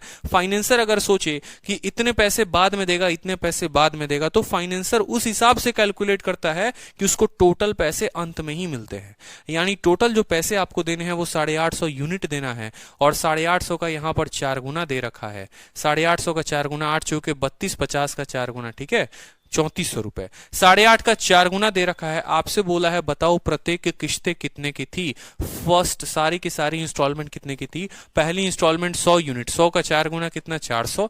दूसरी इंस्टॉलमेंट 300, 300 इंटू 400 1200। देखो पहली इंस्टॉलमेंट 100 रुपए, 100 इंटू कितना करोगे 4, तो पहली किस्त हो जाएगी 400 रुपए की। दूसरी किस्त 300 यूनिट की है, 1 यूनिट का मान 4, 300 यूनिट का मान हो जाएगा हमारा 1200। तीसरी किस्त हमारी 400 की है, 400 इंटू 4 कितना हो जाएगा 1600। ये हमारी 3 किस्तें आ जाएंगी, 4, 12 और 16। क्या आपको ये बात क्लियर है, क्या आपको ये बात समझ में आया, बताइए कि कल के दिन अगर आपको, ठीक है, कल के दिन अगर आपको बहुत अच्छे तरीके से अलग अलग किस्त भी दिए जाएं, ठीक है, पहला इतना है, दूसरा इतना है, तीसरा इतना है, तो क्या आप इसको हल कर पाएंगे? क्योंकि पीछे के सवालों में आप कुछ नहीं कर रहे थे, इसको भी 100 मान रहे थे, इसको भी 100 मान रहे थे, इसको भी 100 मान रहे थे, और हर किसी पर ब्याज लगा रहे थे। अब बस उसी का फायदा उठाकर, उसी कंसेप्ट का फायदा उठाकर एग्जामिनर ने क्या किया यहां पर, 100, 300, 400, क्योंकि जरूरी नहीं है सारी किस्तें समान हो सकता है वो सभी किस्तें अलग अलग तरीके की हो। तो अब आपको धुरंधर बनाने वाला हूं मैं एक और सवाल ऐसा देकर, और देखो आपको कितना मजा आने वाला है। एक और सवाल, अब मैंने ये क्वेश्चन खुद सेट किया। यहां पर मैंने क्या किया कि सभी किस्तों का रेशियो मैंने आपको दे दिया है कि सभी किस्तें के जो रेशियो है वो 1:2:3:5 है। मतलब भयंकर से भयंकर सवाल, लेकिन आपके लिए सवाल आज के बाद सेकंडों का होगा, क्योंकि अब आप बना दोगे, ठीक है। 4 कहां से आया युवराज, ठीक है, समझिएगा मेरी बात को। ₹3400 आपको देने हैं, ₹3400 आपको देने हैं। समझेंगे मेरी बात को। ₹3400 अगर आपको देने हैं तो आप क्या बोलोगे कि सर जो ₹3400 है वो कितने का मान है? वो 8.5 का मान है, वो 8.5 का मान है। 8.5 इसको कितनी बार में काटेगा? 4 बार में ही ना काटेगा मेरे भाई। 4.5 इसको 4 बार में काटेगा। 1 यूनिट का मान 4, 100 यूनिट का मान 400, 300 यूनिट का मान 1200, 400 यूनिट का मान 1600। बताओ क्या दिक्कत है, क्या परेशानी है? इसी का 4 गुना है, इस वजह से 4 आया। ठीक है, इतना तो कैलकुलेशन रख सकते हो। अब मान लो यहां पर किस्तें दी गई हैं, आपको बोला गया है, बड़े ध्यान से समझो कि टोटल किस्त आपके पास कितनी है। जरा सवाल में देखो, एक बार पढ़ो, एक बार क्वेश्चन को अच्छे से पढ़ो, बड़े प्यार से पढ़ो क्वेश्चन को एक बार। ठीक है, क्वेश्चन में दिया गया है कि X रुपए आपको देने हैं, X रुपए पेएबल है 4 सालों के बाद। अगर हम उसको 4 अलग अलग किस्तों में दें, और रेशियो ऑफ इंस्टॉलमेंट आपको दे रखा है, सभी किस्तों का अनुपात दे रखा है। पहला किस्त ₹100 या मान लो 1 यूनिट, दूसरा 2 यूनिट, तीसरा 3 यूनिट, चौथा 5 यूनिट। तो आपसे X की वैल्यू पूछी गई है, आपसे टोटल अमाउंट अब नहीं दिया गया, अब आपको किस्त का मान दे दिया गया है और टोटल अमाउंट आपसे पूछा गया है। कोई दिक्कत की बात नहीं। 1 2 3 5 है तो हम इसको क्या मानेंगे? हम इसको मानेंगे 100। 1 को मानेंगे 100, 2 वाले को मानेंगे 200, 3 वाले को मानेंगे 300 और 5 वाले को मानेंगे 500। हमारा रेट ऑफ इंटरेस्ट क्या है? तो रेट ऑफ इंटरेस्ट हमारा 10% है। बस हमें इस बात को ध्यान रखना है कि 10% है। 500 वाले की तो भैया पेमेंट 500 ही होगी, कोई रोक के दिखा दे कोई फर्क नहीं पड़ता, क्योंकि ये साल के अंत में तब भी दे रहे थे और साल के अंत में हम आज भी दे रहे हैं। ठीक है, जो ₹300 आप 1 साल पहले दे रहे थे, अब उसको 1 साल बाद दो, अब उसको 1 साल बाद दो, तो कितने का ब्याज चढ़ जाएगा आपके ऊपर? 10% का। कितने साल तक? 1 साल तक। क्योंकि अब आप इसको 1 साल बाद दे रहे हैं, अब आप इसको 300 नहीं देंगे, अब आप 330 देंगे। ठीक है, क्योंकि 10% ब्याज मिलाकर आप इसको पैसा देंगे। अब ₹200 जो आप 2 साल पहले दे रहे थे, अब उस पर 10% का ब्याज लगेगा, और कितने सालों तक लगेगा? 2 सालों तक। 200 का 10% होता है 20, 200 का 10% 20 होता है। 2 सालों तक ब्याज मिलेगा, मतलब ₹40 का ब्याज। तो ये कितना हो जाएगा? 240। कोई दिक्कत की बात? 20% ब्याज देना पड़ेगा उसको एक्स्ट्रा। ठीक है, 20% कितना हो गया? 40। अब ये जो ₹100 हैं, ये ₹100 अब क्या करोगे? ₹100 फिर अब 3 सालों के बाद अगर दोगे, इस पर 10% का ब्याज चढ़ेगा 3 सालों तक। कुछ नहीं हो रहा, यहां 1 साल का ब्याज, यहां 2 साल का ब्याज, यहां 3 साल का ब्याज। क्योंकि 1 साल बाद देना है, इसको 2 साल बाद देना है और इसको 3 साल बाद देना है। तो 100 का 30% ब्याज चढ़ेगा, यानी 130 हो जाएगा।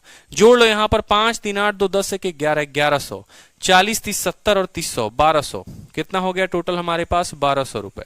₹1200 मान लो हमें पेमेंट करना है, ₹1200 हमें पेमेंट करना है। लेकिन सवाल में आपसे क्या बोला गया है? सवाल में आपको दिया गया है कि भाई देखो, find the value of x. इस एक्स की वैल्यू पता करनी है। अगर पहली किस्त आपको ₹50 दी गई है और यहां पहली किस्त आपने कितनी मानी है? ₹100 मानी है, यानी 100 का जो है वो आधा है ओरिजिनल वैल्यू। ओरिजिनल वैल्यू 100 का आधा है, तो जो हमारा अमाउंट होगा वो 1200 का आधा होगा, यानी 600 हमारा उत्तर होगा। कोई दिक्कत की बात, कोई परेशानी की बात, कोई कष्ट किसी को, कोई दुख, कोई पीड़ा? बताओ। ठीक है, कि यहां पर भैया ओरिजिनल किस्त आपका 100 नहीं है, आपको बोला गया देखो 100 यूनिट का जो मान है, आप ऐसे समझो कि 100 यूनिट का मान जो है वो ₹50 है। 100 यूनिट का मान ₹50 है। ये 1200 यूनिट है, 1200 यूनिट का मान कितना होगा? 1200 यूनिट का मान कितना होगा? आप बोलोगे 50 50 बटे कितना? 100 और इंटू कितना? 1200। एकदम बेसिक वाले बच्चों के लिए पूरा का पूरा 2 बार में काटो, 600 बार में उत्तर हो जाएगा। और लॉजिक लगाओ, तो ये कोई बहुत बड़ा लॉजिक थोड़ी है कि भाई 100 का मान 50 दिया है, कितना होगा बताओ जल्दी से। हाँ, बहुत अच्छी बात है सर, ये आधा कैसे हो गया? तो आधा कैसे हो गया वो मैंने आपको यहां समझा दिया कि सवाल में इसी 100 यूनिट का मान 50 दिया गया है, 1 यूनिट का मान 1/2, तो 1200 यूनिट का मान 1200/2 यानी 600 हो जाएगा। क्लियर है? हाँ, कुछ बच्चे कह रहे हैं सर 200 का 220 होगा। बहुत शानदार मेरे भाई, 200 का 220 नहीं होगा, 200 का 220 नहीं होगा। आपको ब्याज निकालना भी नहीं आया, पूरा साधारण ब्याज इतना हमने पढ़ा दिया। रेट है 10%, समय है 2 साल, यानी 20% ब्याज। और 200 का 20% कितना होता है? 200 का 10% 20 होता है और 20% 40 होता है, तो 240 दोगे ना? बताओ, 240 दोगे ना? क्लियर है? बताओ जल्दी से। ठीक है, तो इस तरीके से पूछा जाएगा। अब एक और बड़ा प्यारा सवाल आपके लिए। ठीक है, बताइए जल्दी से, बताइए। ठीक है, आपके हर डाउट का मैं आंसर दूंगा। आपका डाउट जो भी है आप मुझसे डाउट पूछो, मैं आपको आंसर दूंगा। ₹25,600 को 3 किस्तों में देने हैं। ठीक है, पहली जो किस्त है वो आधी है किसके, दूसरे की, और 1/3 है किसके, तीसरे की। अगर साधारण ब्याज का 10% है तो बता दो पहली किस्त कितने की होगी, बता दो पहली किस्त कितने की होगी। ठीक है, यदि पहली किस्त दूसरे किस्त की आधी है, पहली किस्त दूसरे किस्त की क्या है, आधी है, ये आपकी पहली किस्त है, ये आपकी दूसरी किस्त है, तभी तो पहली किस्त इसकी आधी है, कोई दिक्कत की बात, ठीक है, कोई परेशानी की बात, ठीक है। और 1/3 है किसके, तीसरे के, यानी तीसरा इसका 3 गुना होगा, 300 होगा। ठीक है, आपसे सवाल में बोला गया है, क्या बोला गया है कि भैया जो रेट ऑफ इंटरेस्ट है वो कितना है, 10% है। मैं देखता हूं कि सबसे पहले इसका आंसर कौन स्टूडेंट का आता है, कौन सबसे पहले इसको आंसर देता है। अभिषेक भारद्वाज ने आंसर दे दिया, बहुत शानदार, 4000 4000 4000। ठीक है, बहुत अच्छे बहुत अच्छे, देखते हैं। ठीक है, तो किस्तों का देखो, 100 रुपए, 200 रुपए, 300 रुपए। अब ये 300 रुपए साल के अंत में दोगे तो कितना दोगे, 300 रुपए दोगे। अब ये 200 पे कितने सालों का ब्याज चढ़ेगा, 2 सालों का ब्याज, हर साल 10%, 2 सालों का 20%, यानी अब इसको 240 रुपए आपको देने पड़ेंगे। अब 100 रुपए को है आप कितने सालों बाद दोगे, ठीक है, अब मेरी बात को समझना, 240 नहीं होगा यहां पर, ये 300 रुपए का 300 रुपए, ये 200 रुपए को 10% के दर से 1 साल बाद में देंगे, यानी अब इसमें हम 220 रुपए देंगे, समझे, 1 सालों का ब्याज चढ़ेगा। अब इसको हम 2 सालों के बाद देंगे, 100 को 2 सालों के बाद देंगे, यानी 10% के हिसाब से 2 सालों का ब्याज चढ़ेगा, यानी 20 रुपए का ब्याज चढ़ेगा। तो अब ये 100 ना देकर हम इसको 120 देंगे, टोटल 640 रुपए की पेमेंट करनी पड़ेगी। लेकिन सवाल में 25,600 रुपए दिया गया है, यानी ये जो 25,600 रुपए है ये कितने का मान है, ये आपको 640 का मान है। और आपसे क्या पूछा गया है, अमाउंट ऑफ फर्स्ट इंस्टॉलमेंट, पहली किस्त का मान पूछा गया है, यानी आपको 100 से गुना करना पड़ेगा। 1 जीरो से आपका 1 जीरो खत्म, 64 का आपका 4 गुना खत्म, 4 जीरो और 2 जीरो, 4000 आपका उत्तर होगा। बहुत अच्छे, ठीक है, बहुत अच्छे। क्लियर हुआ कि नहीं हुआ, बताओ जल्दी से। पहली किस्त 100 रुपए, दूसरी किस्त 200 रुपए, 300 किस्त 300 रुपए। ठीक है, इसको 1 साल बाद उसी साल के अंत में देंगे, कोई फर्क नहीं पड़ेगा, पहले भी उसी साल के अंत में दे रहे थे, आज भी उसी साल के अंत में देंगे। इसको जो है हम कितने सालों के बाद देंगे, 1 सालों के बाद देंगे, तो हमको 10% ज्यादा देना पड़ेगा, 10% उसका रेट देना पड़ेगा, यानी अब हमको इसको 220 रुपए देने पड़ेंगे। इसको जो है हम 2 सालों के बाद देंगे, हर साल 10% का ब्याज देंगे, तो 2 सालों में हम इसको 20% ब्याज देना पड़ेगा। 100 का 20% 120 होता है। टोटल हमको 640 की पेमेंट करनी पड़ेगी। इसी 640 का मान हमको 25,600 दे रखा है। ठीक है, इसी बिल्कुल, ठीक है, ठीक है, क्लियर है, बताओ जल्दी से। अब बहुत बच्चे कह रहे हैं कि सर रिलेशन समझ में नहीं आया कि आपने 100, 200 और 300 कैसे लिख दिया। मेरी बात को समझना बड़े ध्यान से, जो मैं आपको बोलने जा रहा हूं कि रिलेशन लिखते हैं कैसे। आपसे कहा गया है ना कि पहली इंस्टॉलमेंट आधी है किसके, दूसरे के, पहली इंस्टॉलमेंट आधी है। ठीक है, अब एक बात समझना बड़े प्यार से, आप लोग है ना छोटी छोटी चीजों को अपने माइंड को ही और छोटा बनाकर रखते हो। गलती इसमें आपकी नहीं है, आप थोड़ा ऊपर सोचना ही नहीं चाहते। जैसे मैं आपको समझाता हूं, मैंने पहले भी बहुत बार कहा है कि अगर कहीं ना कहीं ये बात दी गई है कि मैं आपका आधा हूं, तो आप इसको उल्टा भी समझ सकते हो कि आप मेरे दोगुना हो। ठीक है, जैसे मेरी बात को समझना, मान लो कि आपकी उम्र आपकी महिला मित्र की उम्र से आधी है, आपकी उम्र आपकी महिला मित्र की उम्र से आधी है। अगर आपकी महिला मित्र जो है वो 20 साल की हैं या 30 साल की हैं, तो आप सिर्फ 15 साल के हो। तो क्या आप उल्टा भी कह सकते हो कि भैया आपकी महिला मित्र जो है वो आपका दोगुना है? समझे मेरी बात को या नहीं समझे? मैंने कहा ये हमारे कन्हैया जी हैं, जैसे मान लीजिए मुस्कुरा रहे हैं, कन्हैया जी हमारे 20 साल के हैं, ठीक है, लेकिन इन्होंने जो महिला मित्र बनाई है वो महिला मित्र की जो उम्र है, ठीक है, वो पक वक बाल वाल पूरा का पूरा पक गया है, मान लो ये 40 साल की इनके महिला मित्र हैं। ठीक है, तो ऐसा अगर मान लो कहीं के दिन क्वेश्चन में दे कि इनका जो उम्र है वो इनके महिला मित्र का आधा है, तो भाई हम इसका उल्टा भी समझ सकते हैं और हम ये भी कह सकते हैं कि इनके महिला मित्र का जो उम्र है वो इनका दोगुना है। मैं तुम्हारा आधा हूं तो तुम मेरी दोगुना हो, मैं तुम्हारा आधा हूं तो तुम मेरी क्या हो, दोगुना हो। उसी तरीके से अगर पहला किस्त जो है इसका आधा है तो दूसरा वाला भैया इसका दोगुना होगा। बोला था कि नहीं कि पहला वाला अगर दूसरे का आधा है तो दूसरा वाला अगर हम पहले को 100 मानते हैं, अगर हम पहले को 100 मानते हैं, बताओ जल्दी से, पहले को 100 मानते हैं तो दूसरा वाला इसका दोगुना होगा। ठीक है, पहला वाला जो किस्त है वो 1/3 है। अगर मैं तुम्हारा 1/3 हूं तो तुम मेरे क्या हो, 3 गुना हो, यानी इसका 3 गुना ये 300 होगा। ठीक है, क्लियर है? 40 साल की महिला मित्र, अब बता दो जल्दी से। हर वो बात आप पूछोगे, मैं हर वो बात बताऊंगा, मुझे कोई दिक्कत नहीं है, आपको समझ में आना चाहिए। बस मेरी उम्मीद जो होती है, मेरी जो इच्छा होती है, वो आपको पूरी तरीके से सेटिस्फाई करने की होती है कि बस आपके कंसेप्ट जो हैं वो पूरे हों और आप पूरे तरीके से समझो। अब बड़ा मजेदार क्वेश्चन आ रहा है। अब अपने आप में एक बड़ा नया टाइप आ चुका है, ठीक है, बहुत नया टाइप आ चुका है। और ये सवाल जो है, ठीक है, ये सवाल का मैं आपको करेक्ट आंसर बताऊंगा अभी। ठीक है, समझो। अब यहां पर आपसे बोला गया है, बड़ा प्यारा सवाल है कि ए ने 480 रुपए बी से 6% साधारण ब्याज पर एक शर्त पर ऋण लिया। ठीक है, कि वह इसे 4 वर्षों के किस्तों में चुकाएगा, जिसमें पहली 3 किस्त मूलधन की 1/4 होगी और शेष राशि का भुगतान अंतिम किस्त में किया जाएगा। बाकी जो पैसा है उसका भुगतान अंतिम किस्त में किया जाएगा। अंतिम किस्त में ए द्वारा भुगतान की गई राशि का पता लगाएं। ठीक है, अंतिम किस्त में ए द्वारा भुगतान की गई राशि का पता लगाएं। अब मेरी बात को समझिए, आखिरी साल पर इंटरेस्ट क्यों नहीं लगता है? हर्षित जी एक बात बताइए, ठीक है, हर्षित जी एक बात बताइए, मैं आपसे छोटी सी एक बात पूछता हूं। बहुत बच्चों का ये कहना है कि सर आप इस पर ब्याज क्यों नहीं लगा रहे हो? ठीक है, अरे यार, जो पैसा हम साल के अंत में दे रहे हैं, जैसे मान लो यहां पर, मान लो कोई साहूकार है, ठीक है, मान लो यहां पर एज्यूम करो कि ये भाई पैसा है, मान लो ये पर्सन हो गया, ठीक है, और ये दूसरा पर्सन हो गया, ठीक है, जो पैसे ले रहा है। ठीक है, मान लो यहां पर साल के अंत में इसको पैसे देने हैं। मान लो ये पैसे उठाए मैंने, मान लो यहां पर पैसे मैंने उठाए, मान लो ये 500 रुपए है।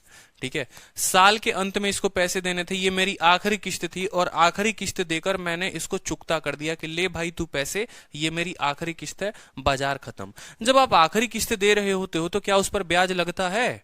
आखिरी किस्त में कभी ब्याज नहीं लग रहा होता, वो ब्याज मिलाकर आखिरी किस्त बनी होती है, वो ब्याज मिलाकर आखिरी किस्त बननी होती है।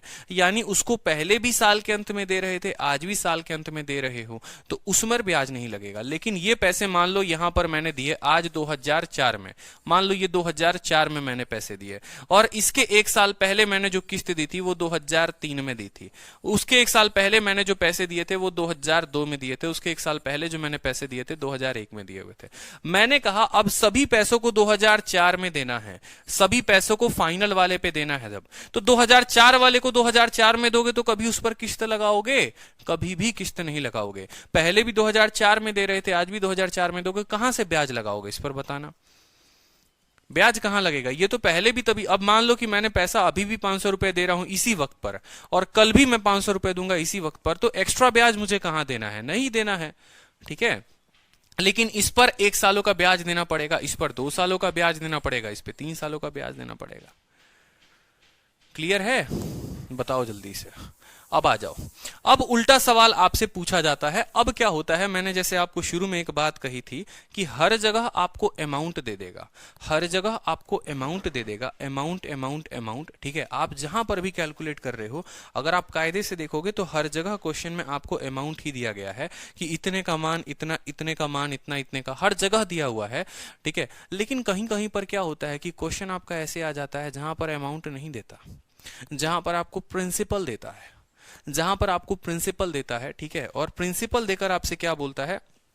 बोलता है चलो अब बहुत हीरो बन चुके हो तो अब थोड़ा सवाल को बनाकर दिखा दो। ठीक है, मतलब नया टाइप बोल लो, नया टाइप बोल लो कि अब भैया अमाउंट नहीं दिया होगा, अब हमारे पास प्रिंसिपल दिया होगा कि when principal is given, when principal is given, कि अब आपको अगर प्रिंसिपल दे दिया जाए तो अब आप सवाल को हल कैसे करोगे। जैसे ये वाला क्वेश्चन है, सवाल में क्या दिया हुआ है कि भाई आपके पास मूलधन ही आपने इतना लिया हुआ है, बोला गया है कि ए ने एक लोन लिया बी से और उस लोन का अमाउंट दिया गया है कि कितने का लोन लिया, लेकिन पीछे के किसी भी सवाल में आपको ये नहीं दिया गया था कि आपने जो वस्तु ली वो कितने के लिए। बस इतना हर सवाल में दिया गया था कि आपको पैसे इतने चुकता करने हैं, आपका रेट ये है, आप बस बता दीजिए इंस्टॉलमेंट क्या होगा, कितने रुपए का सामान था, क्या था, हमें घंटा कोई फर्क नहीं पड़ रहा था। लेकिन अब के सवालों में ऐसा होगा कि आपको ये दिया जाएगा कि आपके वस्तु की कीमत इतनी है, आपको उस पर 6% का ब्याज देना है। ठीक है, और आपके किस्तों का ये रहेगा रेशियो, फलाना ठिकाना, बता दो आप टोटल अमाउंट कितना पे करोगे। ठीक है। और ये बन जाता है मजेदार टाइप, ये बहुत इंटरेस्टिंग टाइप बन जाता है, तो इसको हम देखते हैं। याद करो जब मैंने शुरू में आपको किस्त पढ़ाया था तभी मैंने आपको सभी बातें बताई थी, और मैंने वहीं पर भी एक बात बोली थी कि भाई देखो, जो भी पूरा का पूरा किस्त का जो पूरा जान बसा हुआ है वो मैं आपको पढ़ा रहा हूं। उस एक लाइन ने सब कुछ बयान कर दिया है अगर आप कायदे से समझो तो। वो कौन सी लाइन थी? जब मैंने कहा था कि पी नाम का पैसा हम लेते हैं, ठीक है, 100 रुपए 100 रुपए 100 रुपए की मेरी 3 किस्त बन गई, मान लो यहां पर ये मेरी 100 रुपए, ये मेरी 100 रुपए, ये मेरी 100 रुपए, ठीक है। तो मैंने आपको सीधा सा सीधा बात बोला था कि भैया अगर पहले साल ब्याज दोगे, ठीक है, पहले साल ब्याज दोगे तो पूरा का पूरा ब्याज पी पर लगेगा। कितने सालों के लिए? पूरा का पूरा ब्याज पी पर लगेगा 1 सालों के लिए, ठीक है। जैसे आप पहली किस्त दे दोगे तो उसके बाद जो ब्याज लगेगा वो P-100 पर लगेगा। कितने सालों के लिए? 1 सालों के लिए लगेगा। फिर आप 100 रुपया और दे दोगे तो फिर आप पर जो ब्याज लगेगा वो लगेगा P-200 पर। कितने सालों के लिए? 1 सालों के लिए, ठीक है। और आखिरी वाले पैसे पर जो ब्याज लगेगा मिलाकर आप दे दोगे। कोई दिक्कत की बात? ठीक है। अब यहां पर समझो, आपसे सेम तरीके से बोला गया है कि ए ने एक पैसा लिया 480 रुपए। मान लो 480 रुपए ब्याज लेता है, जब तक वो पहली किस्त नहीं देगा तब तक ब्याज 480 पे लगेगी। बोलो हाँ या ना। फिर मान लो 10 रुपए 20 रुपए 50 रुपए का उसने पहला किस्त दे दिया, फिर जो ब्याज लगेगा वो बचे हुए अमाउंट पर लगेगा, फिर किस्त देगा, फिर बचे हुए अमाउंट पर लगेगा, और इस तरीके से उसका टोटल का टोटल ब्याज बनेगा, ठीक है। जैसे यहां समझेंगे, आपसे कहा गया है सवाल में कि 480 रुपए लिए, 6% के दर पर लिए, ठीक है, और कंडीशन ये था कि उसको 4 साल भर के पेमेंट में करने हैं, यानी हर साल के अंत में उसको कुछ ना कुछ किस्त देना है, जिसमें यह भी बता दिया गया है कि पहली 3 किस्तें जो होंगी वो 1/4 होंगी। किसके? प्रिंसिपल के। जो भी पैसा होगा उसका 1/4, यानी 480 का 1/4, यानी पहली किस्त होगी हमारी 120 की, दूसरी किस्त भी होगी हमारी 120 की, ठीक है।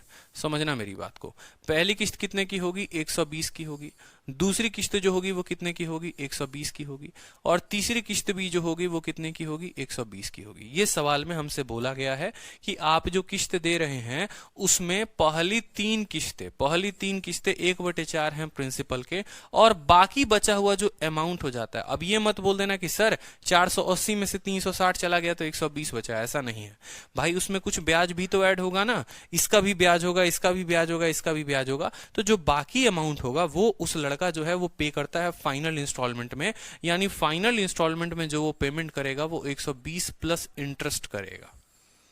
120 प्लस इंटरेस्ट करेगा, मेरी बात को समझना, ठीक है। उसको टोटल 480 रुपए का ब्याज लिया हुआ है, 480 रुपए की उधारी ली है, 120 रुपए पहला किस्त खत्म, 120 रुपए दूसरा किस्त खत्म, 120 रुपए तीसरा किस्त खत्म।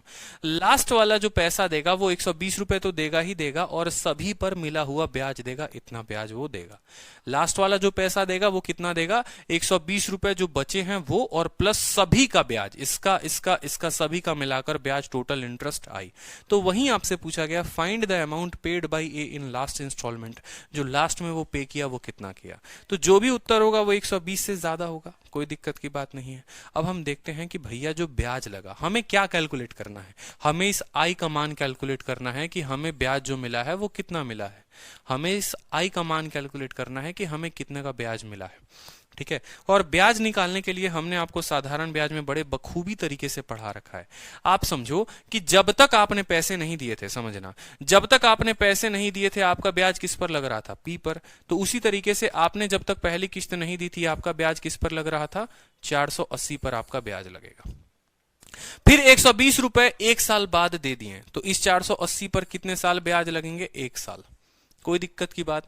फिर 420 में आपने 120 की पेमेंट कर दी 1 साल में, ठीक है। 420 नहीं है, 480 है। 480 में से 1 साल आपने 120 दे दिया, अब आपका ब्याज लगेगा 360 पर। फिर 1 साल तक इस पे ब्याज लगेगा, फिर आप तब तक 120 रुपए दे दोगे, आपका 240 पर ब्याज लगेगा, ठीक है। फिर आप 120 रुपए इसमें से दे दोगे तो आपका जो ब्याज लगेगा वो कितना लगेगा? 120 पर ब्याज लगेगा। मेरी बात को समझे या नहीं समझे? मेरी बात को बड़े ध्यान से समझो। मैं आपसे ये बात कहना चाहता हूं कि आज मान लो साल है 2000, ठीक है, और 2001 में मुझे पहली किस्त देनी है, ठीक है। तो 2000 से 2001 तक, यानी इस 1 साल तक, इस 1 साल तक जो ब्याज लगेगा जितना मैंने उधारी लिया है उस पर लगेगा।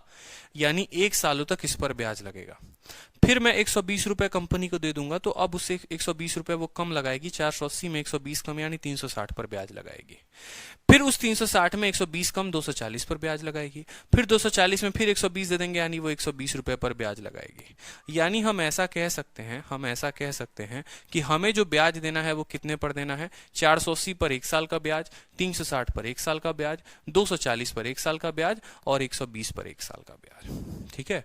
अब बहुत बच्चे क्या होते हैं कि अलग अलग तरीके से यहाँ फॉर्मूला लगाकर निकाल लेते हैं कि सर इसका जो ब्याज होगा वो क्या होगा, तो साधारण ब्याज बराबर SI बराबर PRT अपॉन 100। सर यही तो पढ़े हैं साधारण ब्याज में और कुछ नहीं पढ़ा।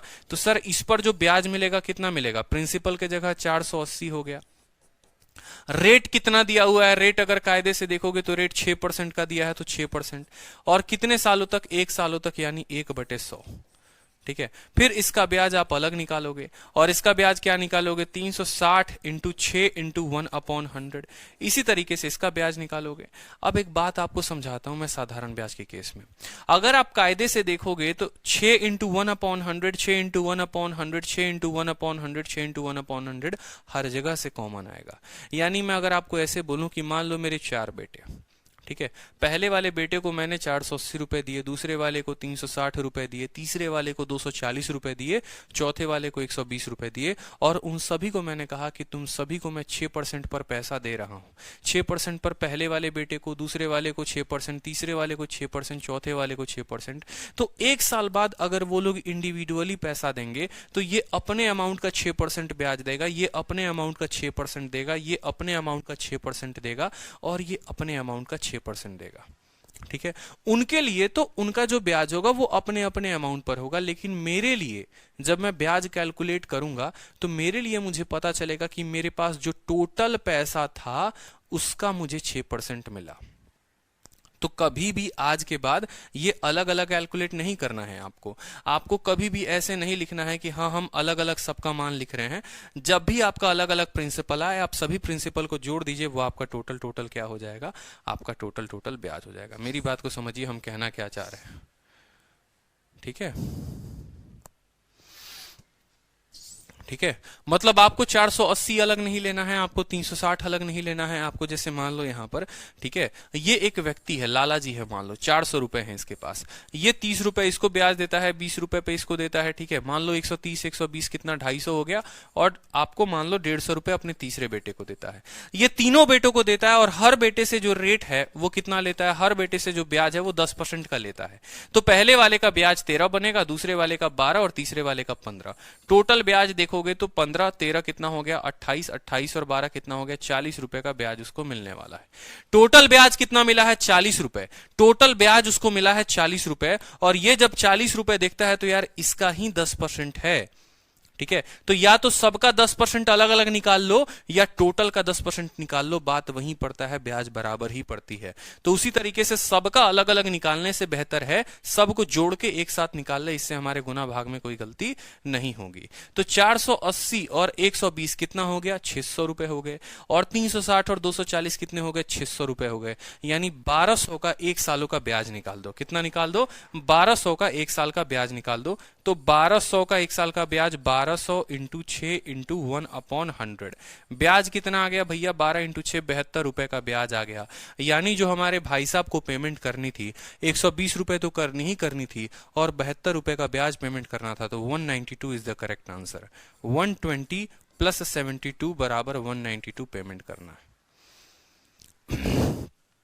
क्लियर है।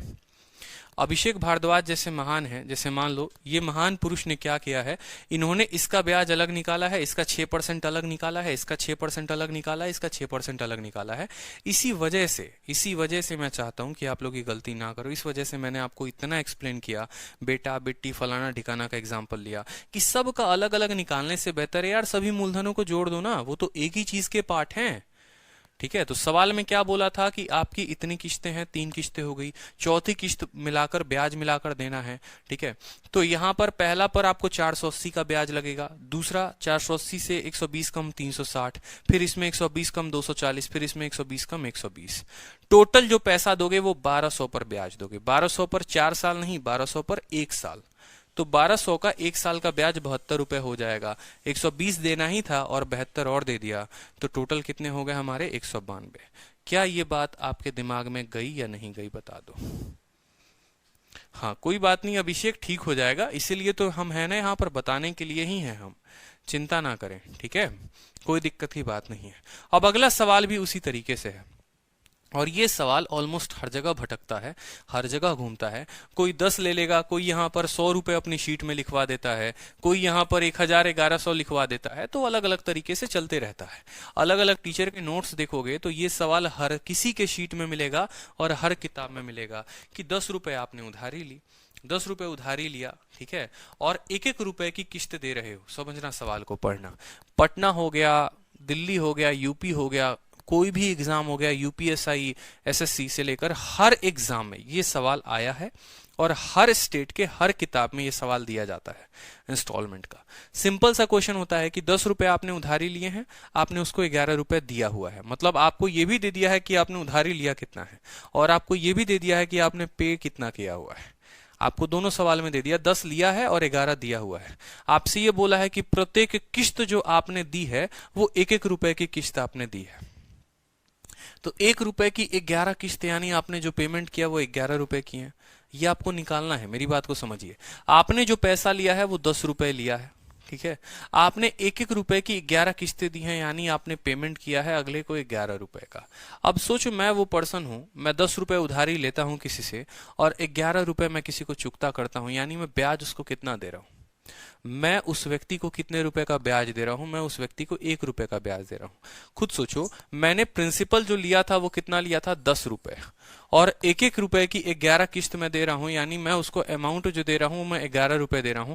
तो मेरा जो ब्याज आया है वो कितना आया है, 1 रुपया का ब्याज मेरा आया हुआ है, कि भाई मेरे को 1 रुपया ब्याज देना है। अब सवाल में आपसे ये पूछ दिया है कि what is the rate of simple interest per annum, किस रेट पर आपने पैसे लिए थे। आपने जो पैसा लिया था उसका रेट क्या था, ठीक है। अब समझेंगे मेरी बात को। सेम कुछ लगाना है, सेम पीछे वाले तरीके ही अपनाने हैं, सेम तरीके से, और आपका सवाल बन जाएगा, कोई बहुत बड़ा चीज नहीं है, ठीक है। मैं आपको इस सवाल को बता रहा हूं कि इसको हल कैसे करते हैं, समझना। जब मान लो कि मैंने 10 रुपए लिए हुए थे, तो पहले साल मेरा ब्याज कितने पर चलेगा, पहले साल मेरा ब्याज 10 रुपए पर चलेगा। फिर मैंने उस व्यक्ति को 1 रुपया दे दिया, अब मेरा ब्याज 9 पर चलेगा। फिर मैंने 1 रुपया दे दिया, मेरा ब्याज 8 पर चलेगा।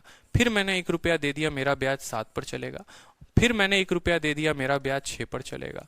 और इस तरीके से करते करते करते करते लास्ट में जो है, मान लो यहाँ पर, ठीक है, 4 आया। फिर 4 से मैंने 1 रुपया, या मान लो यहाँ पर 2 आया, फिर 2 में से मैंने 1 रुपया दे दिया, मेरा ब्याज 1 पर चलेगा, ठीक है, और 1 से 1 दे दिया तो मेरा ब्याज 0 पर चलेगा। कोई दिक्कत की बात नहीं।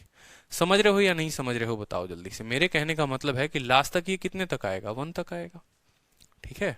क्योंकि हमें टोटल कितने किस्तें देनी है, अगर मैं आपको बता दूं, मान लो 11 किस्तें देनी है ना, 11 किस्तें देनी है, 1 2 3 4 5 6 7 8 9 10 और 11।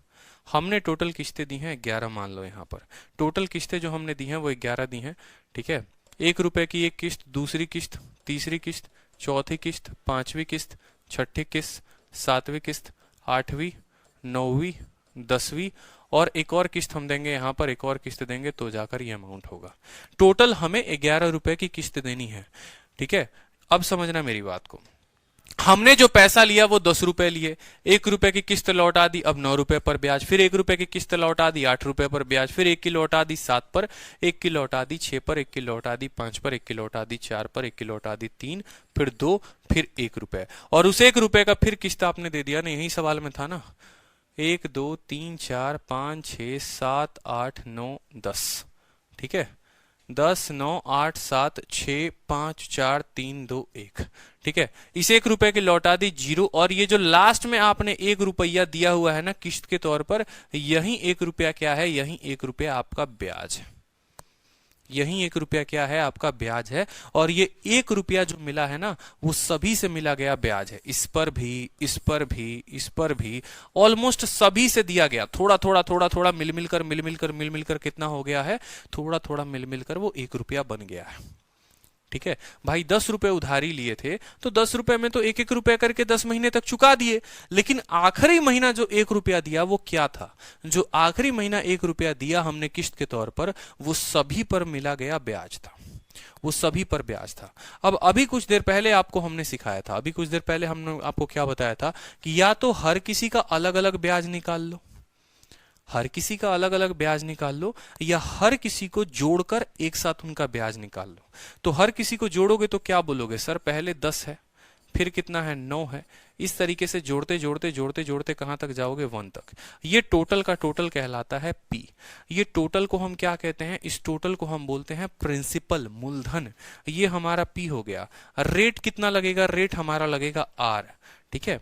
और बोलोगे सर टाइम कितना लगेगा, तो पीछे वाले क्वेश्चन में 1 साल दिया हुआ था, यहां पर क्वेश्चन में मंथली इंस्टॉलमेंट की बात कही गई है, और पीछे वाले क्वेश्चन में ईयरली इंस्टॉलमेंट की बात की गई थी। तो पीछे वाले क्वेश्चन का अगर आप स्टेटमेंट देखोगे जहां पर मैंने किया था, तो यहां पर बोला गया था कि आप जो भी पैसा देते हैं ना, जो भी पैसा देते हैं वो ईयरली इंस्टॉलमेंट पर देते हैं, ठीक है। तो इसीलिए हमने यहां पर साल के जगह पर 1 लिया हुआ था, लेकिन इस वाले क्वेश्चंस में क्या दिया हुआ है कि मंथली इंस्टॉलमेंट। एक महीना जो है वो साल का कितना होता है, एक महीना साल का 1/12 होता है। तो ये पूरा का पूरा पी हो जाएगा, ये आर हो जाएगा।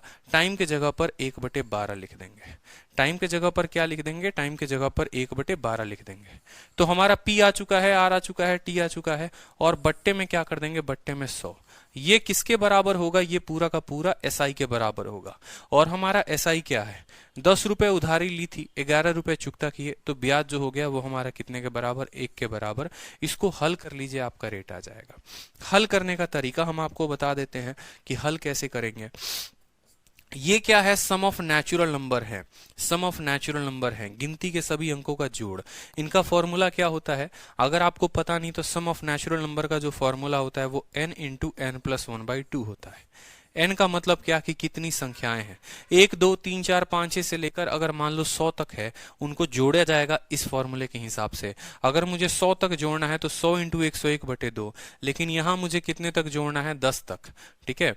तो n के जगह पर लिखूंगा 10, 10 जमा 1 11, 11/2, n इंटू एन प्लस 1/2। 2 से काटेंगे 5 बार में, 11 बचे कितना हो गया, 55। यानी इन सभी को जोड़ोगे तो कितना आएगा, आएगा आपको 55। 55 इंटू आर, ठीक है। और ये 12 नीचे आ जाएगा तो कितना बन जाएगा, 1200 बराबर कितना हो गया हमारा 1। 5 से काट दो 11 बार में, 5 से काट दो 240 बार में। तो जो रेट आ गया वो कितना आ गया, 240/11, जिसको आप लिख सकते हो 11 का 2 गुना 22, फिर 20 है तो 11 का 1 गुना 21, सही 9/11% आपका उत्तर होगा। तो सवाल का जो उत्तर है वो क्या है, 21 सही 9/11%, ठीक है।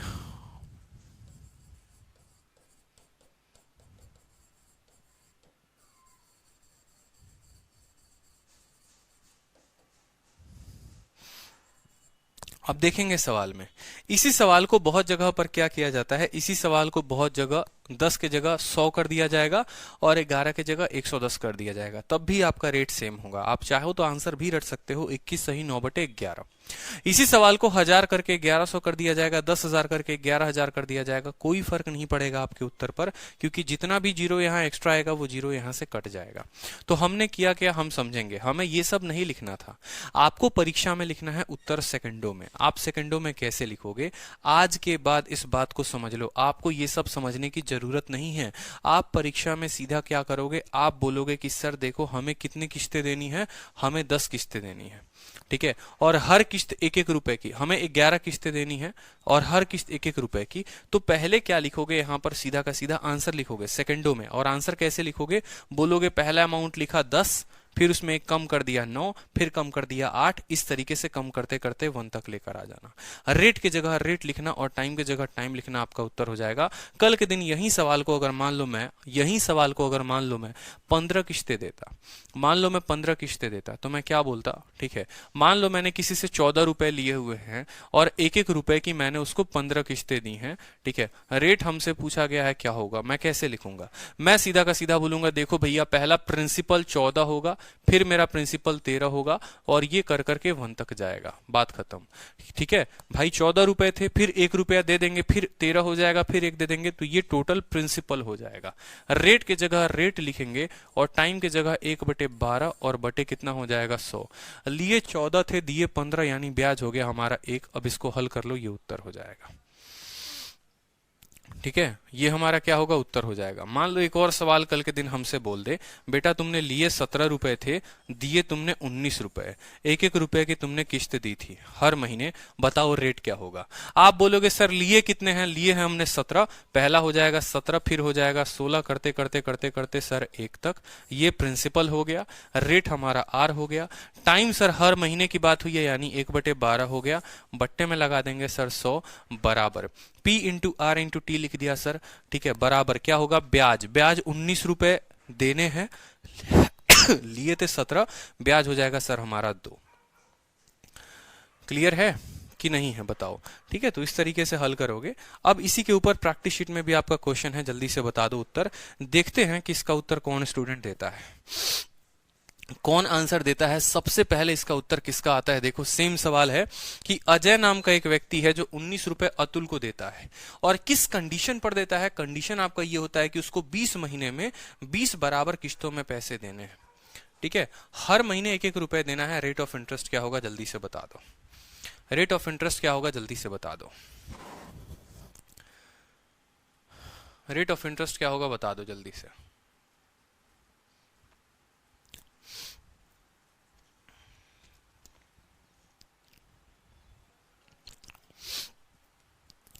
बहुत अच्छे, बहुत अच्छे। आप क्या बोलोगे, आप बोलोगे सर पहला पैसा 19 रुपए रखेंगे, दूसरा पैसा सर 18 रुपए रखेंगे, ऐसे करते करते करते 1 रुपए तक जाएंगे। ये हमारा प्रिंसिपल हो गया। रेट के जगह पर हम रेट रखेंगे, ठीक है, और टाइम से हमें कोई फर्क नहीं पड़ता, बस टाइम में हमें देखना है कि सर हम हर महीने पैसा दे रहे हैं, एवरी मंथ पैसा दे रहे हैं। जो किस्त है वो हमारा एवरी मंथ है, एवरी मंथ है, तो यहां पर 1/12 लिख देंगे। बट्टे में कितना लगा देंगे, बट्टे में लगा देंगे 100। ये हमारा पूरा का पूरा हो गया ब्याज, और ये ब्याज किसके बराबर है, 19 रुपए लिए थे और 20 किस्तें दी हैं 1-1 रुपए की, तो ब्याज हमारा 1 रुपया का हो गया, बात खत्म। ठीक है, यहां पर इनका जोड़ कितना होगा, तो 19 n into n plus 1 n into n plus 1/2, इन सभी का जोड़ कितना हो गया, n इंटू n प्लस 1/2। ठीक है, रेट के जगह पर रेट लिख दो और 1/12 के जगह पर 1/12 लिख दो। बट्टे में कितना हो जाएगा, ये 100 इधर जाएगा, ये 100 जब इधर जाएगा तो 100 इंटू 1 कितना हो जाएगा, हमारे पास 100 हो जाएगा। 2 से आप काटेंगे तो आपको ये 10 बार में कटेगा। ठीक है, 2 से काटेंगे तो 6 बार में कटेगा, 2 से काटेंगे तो 5 बार में कटेगा। 19×5 = 95 इंटू आर बटे 6 बराबर हो गया आपका 100। रेट की वैल्यू की बात करोगे तो 600 बटे कितना हो जाएगा, 95 हो जाएगा। काटना चाहोगे तो काट सकते हो, ठीक है, काटना चाहोगे तो काट सकते हो। 5 से 19 बार में काट लो और 5 से कितनी बार में काट लो, 120 बार में, तो 120 बटे 19, 120 बटे 19 आपका ऑप्शन नंबर बी होगा, क्योंकि बटे में 19 एक ही ऑप्शन में है। ठीक है, हाँ, 20 महीने का मंथ दिया गया है। बहुत बच्चे बोलेंगे कि सर 20 महीने का दिया गया है तो यहां पर 1/20 ले लीजिए। ऐसा कोई जरूरत नहीं है मेरे भाई, ये बात अपने मन से निकाल दो कि यहां पर हम 1/20 ले रहे हैं। आप लोगों को गलती यही हो रही है, हमें उस 20 महीने से, 40 महीने से, 60 महीने से, 70 महीने से हमें कोई फर्क नहीं पड़ता, क्योंकि अगर पीछे के सवालों में अगर आप देखे होगे तो यहां पर भी आप 19 महीने में पैसा दे रहे हो, यहां पर भी आप 15 महीने में पैसा दे रहे हो, लेकिन हर जगह मैंने समय को 1/12 लिखा है, 1/12 लिखा है। रीजन क्या है, रीजन क्या है, रीजन यही है, आप अब तक नहीं समझे कि या तो टोटल पैसे देखो, या तो हर पैसे को 1-1 साल के लिए चला दो, या सभी पैसे को लेकर 1 साल के लिए चलाओ। उसी तरीके से जितनी भी किस्तें हैं, सभी पैसे को, जितने पर भी ब्याज लगना था सभी को जोड़ा, और उस पर सिर्फ मैंने 1 महीने का ब्याज दिया है, तो ये 1 महीने के बराबर है। ये 17, ये 19 कुछ समय को कोई फर्क नहीं देता है, ये फर्क नहीं देगा समय को, क्योंकि जो आपका किस्त लगना है ना, जो आपका ब्याज लगना है वो एवरी मंथ लगना है, और 1 मंथ जो होता है वो साल का 1/12 होता है, इसीलिए मैंने यहां पर 1/12 लिखा है। बिल्कुल एक ही मंथ, हमारे किस्तों से कोई फर्क नहीं पड़ेगा हमारा। ठीक है, अगर आप पीछे देखते चलो तो समझो मेरी बात को, मैंने पीछे भी जो लिखा था, ठीक है, जो 10 रुपए के पहले वाला एग्जाम्पल भी दिया हुआ था, 480 360, तो हर किसी को मैंने यहाँ साल लिखा हुआ था तो 1 ईयर लिखा मैंने यहाँ पर, क्योंकि क्वेश्चन में यहाँ ईयरली इंस्टॉलमेंट बोला था। लेकिन वो ईयरली कल के दिन अगर मंथली बदल जाएगा तो 4 किस्तें हैं कि 5 किस्तें हैं कि 10 किस्तें हैं, कोई फर्क नहीं पड़ेगा। पैसे तो देने सिर्फ 1 महीने के लिए हैं, और वो 1 महीना साल का 1/12 होता है। इस वजह से हम वहां 1/12 लिखेंगे। क्लियर है? तो यहां पर बहुत बच्चे, मैं जान रहा था कि आप लोगों को कंफ्यूजन आएगा, लेकिन फिर भी मैंने इसे ले रखा है यहां पर। ठीक है, तो क्वेश्चन नंबर 12 में आपको यही बोलता है कि 19 रुपए लिए थे, 20 रुपए दिए, यानी पहला 19 18 इस तरीके से करते करते 1 रेट के जगह पर, इतना टाइम के जगह पर 1/12 आपका 100 हो गया बराबर 1। कभी भी टाइम 1/12 ही होगा, क्योंकि आप किस्त हर महीने दे रहे हो, एवरी महीने। अब जैसे इसी के तरह एक और क्वेश्चन हो गया, ठीक है, इसी के तरह से एक और क्वेश्चन हो गया, पेपर का आया हुआ क्वेश्चन है। क्या बोला है? 2070 रुपए को आप 10 अलग अलग किस्तों में देते हैं। 2070 रुपए आपने उधार लिया, कितने दिए? 10 अलग अलग किस्तों में। ठीक है, आपसे बोला है रेट ऑफ इंटरेस्ट बता दीजिए अगर हर किस्त को आप 230 रुपए में देते हैं। ठीक है, एक और बात, आपसे बोला गया है 270 रुपए को आपने पे किया है 10 मंथली इंस्टॉलमेंट में, हर किस्त को आपने एक एक महीने के हिसाब से दिया है। ठीक है, प्रत्येक किस्त आपकी 2300 रुपए है। 10 किस्त कितने की हो गई? 2300। ठीक है, मेरी बात को समझो। आपने जो पैसा लिया उधारी पर, वो लिया 2070 रुपए। आपने जो अमाउंट चुकता किया 230 रुपए की एक इंस्टॉलमेंट थी, और ऐसी आपने 10 इंस्टॉलमेंट भरी है, मतलब आपने टोटल अमाउंट दिया है 2300 रुपए। तो जो आपको ब्याज जो भरा है आपने, वो कितना भरा है बता दो जल्दी से। आपने ब्याज 230 रुपए का भरा है। 2300 में से 2070 को घटा दो, आपने 230 रुपए का ब्याज भरा है, यानी आपका जो ब्याज है वो 230 रुपए का ब्याज है। इसमें कोई शक? ठीक है, अब हमने जो है, हमारे पास तरीका पता है कि हम लिखते कैसे हैं। सबसे पहले हम क्या बोलेंगे? सबसे पहले हम बोलेंगे कि सर 2070 क्या है? सर 2070 है, तो पहला जो ब्याज लगेगा सर 2070 पर लगेगा, कोई दिक्कत की बात। दूसरा ब्याज जो लगेगा सर, वो 2070 में 230 रुपए कम करने पर। समझ रहे हो? याद करो, पहला ब्याज 2070 पे लगा, ठीक है, फिर उसके बाद इसमें से आपने कितना रुपया दे दिया? 230 रुपए। तो जो दूसरा ब्याज लगेगा वो कितने पर लगेगा? दूसरा ब्याज जो लगेगा वो सोचो, 2000 में से 200 घटा दो, 1800। ठीक है, 1840 पर लगेगा। कितने पर लगेगा? 1840 पर। फिर आपने इसमें से 230 रुपए दे दिए, तो अब आपका जो ब्याज लगेगा वो कितने पर लगेगा? अब आपका ब्याज 1610 रुपए पर लगेगा। इस तरीके से करते करते आपने टोटल कितने किस्तें भरी हैं? आपने टोटल 10 बराबर की इंस्टॉलमेंट भरी है, आपने 10 किस्तें भरी है। ठीक है, तो पहला प्रिंसिपल ये रहा होगा, दूसरा प्रिंसिपल ये, तीसरा प्रिंसिपल ये। अब अगर आप कायदे से देखो तो ये कहीं ना कहीं अरिथमेटिक प्रोग्रेशन बना रहे हैं। ठीक है, हाँ, अगर इंस्टॉलमेंट एवरी ईयर हो तो वहां पर 1/12 नहीं होगा, फिर वहां पर 1 होगा। अब यहां पर समझो 2070 डेटा को और टफ कर दिया गया। अगर डेटा को और टफ कर दिया गया, जहां पर पहले 10 9 8 7 था, तो बड़े आसानी से आप n इंटू n प्लस 1/2 लगा ले रहे थे। लेकिन अगर यहां पर डेटा 10 9 8 7 6 ना करके ऐसे दिया हो, तो कैसे हल करोगे? जैसे 2070 1840 1610 इस तरीके से करके दिया हुआ हो, तो उस केस में देखो यहां पर लगता है अरिथमेटिक प्रोग्रेशन।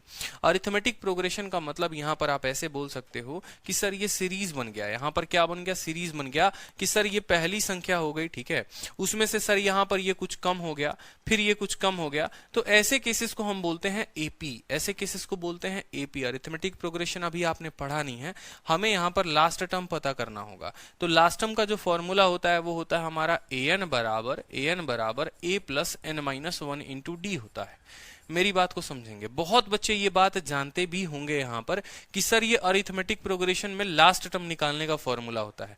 अगर हमें ये पता चल जाए कि ये लास्ट टर्म कितना है तो हम आराम से निकाल सकते हैं। हमें नंबर ऑफ टर्म्स पता है, हमें डिफरेंस पता है, लेकिन हम लास्ट टर्म निकालकर करेंगे क्या? हमें कोई फर्क पड़ने वाला है? देखो, आप हर जगह अगर पीछे देखोगे तो आपने हर जगह क्या किया हुआ है? सम ऑफ टर्म्स निकाले हैं। ठीक है, आपने हर जगह क्या किया है? सभी संख्याओं का जोड़ निकाला है। तो इसी तरीके से ये भी एक सीरीज है कि पहली संख्या 270 2070, ठीक है, उसके बाद आपकी जो है उसके बाद वाली संख्या इतनी, उसके बाद वाली संख्या इतना। इसी तरीके से करते करते ये बेचारा अपना कुछ गया होगा, ये बेचारा अपना कुछ गया होगा, और इस पर जो है पूरा का पूरा ब्याज लगा होगा। तो हम जो प्रिंसिपल लिखेंगे तो हम क्या लिखेंगे? हम लिखेंगे SI बराबर बराबर क्या लिखेंगे, ये पूरा 2070 1840 जैसे क्या लिखते थे 10 9 8 7 6, उसी तरीके से 2070 क्या लिखेंगे 2070 जमा क्या लिखेंगे 1840 जमा, ऐसे कर करके पूरा का पूरा तक जाएगा अपना, लास्ट तक जहां भी जाएगा।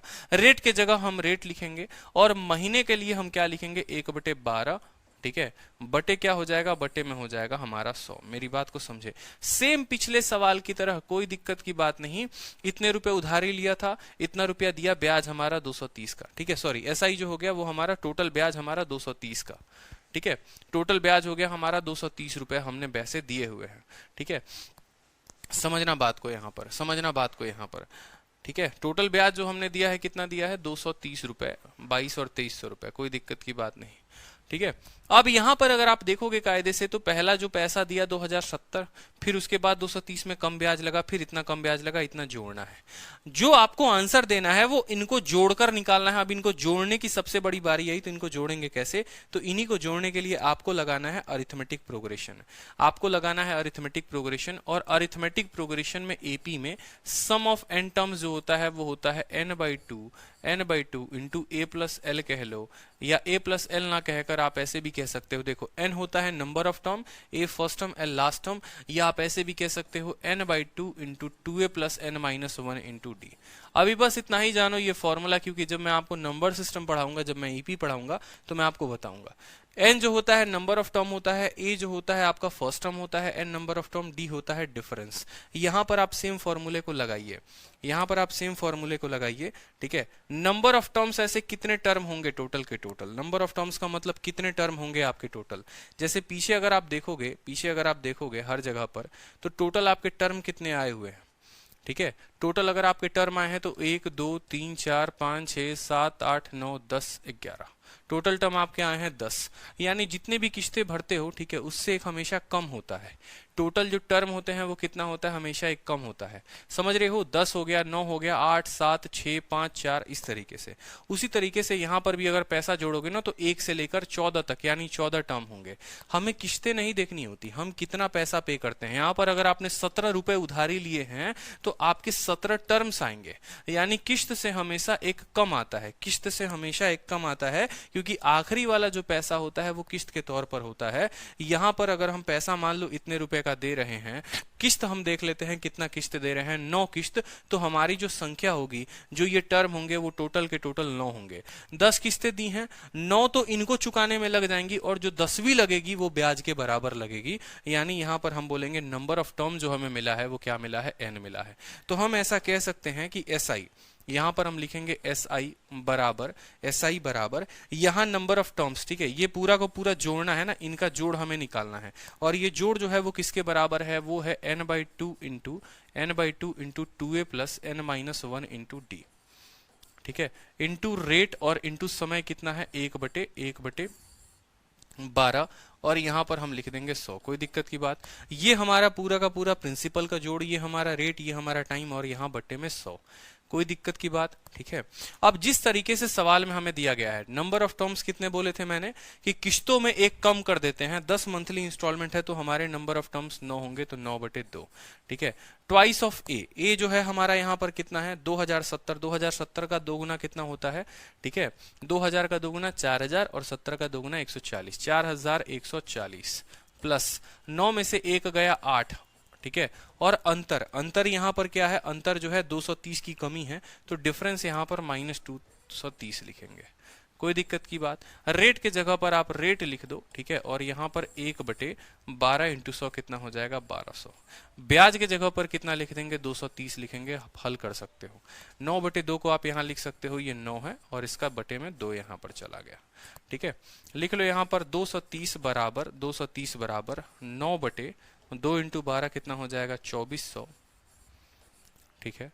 8 दूनी 1600, और 8 तिरके 24, ठीक है, 240 और 16, ठीक है, 1840 आप घटा दो 4140 में से 1840 0, ठीक है, 11 8 3 हो गया, ठीक है, 2300 रुपए आपका यहाँ का वैल्यू आ जाएगा 2300 रुपए।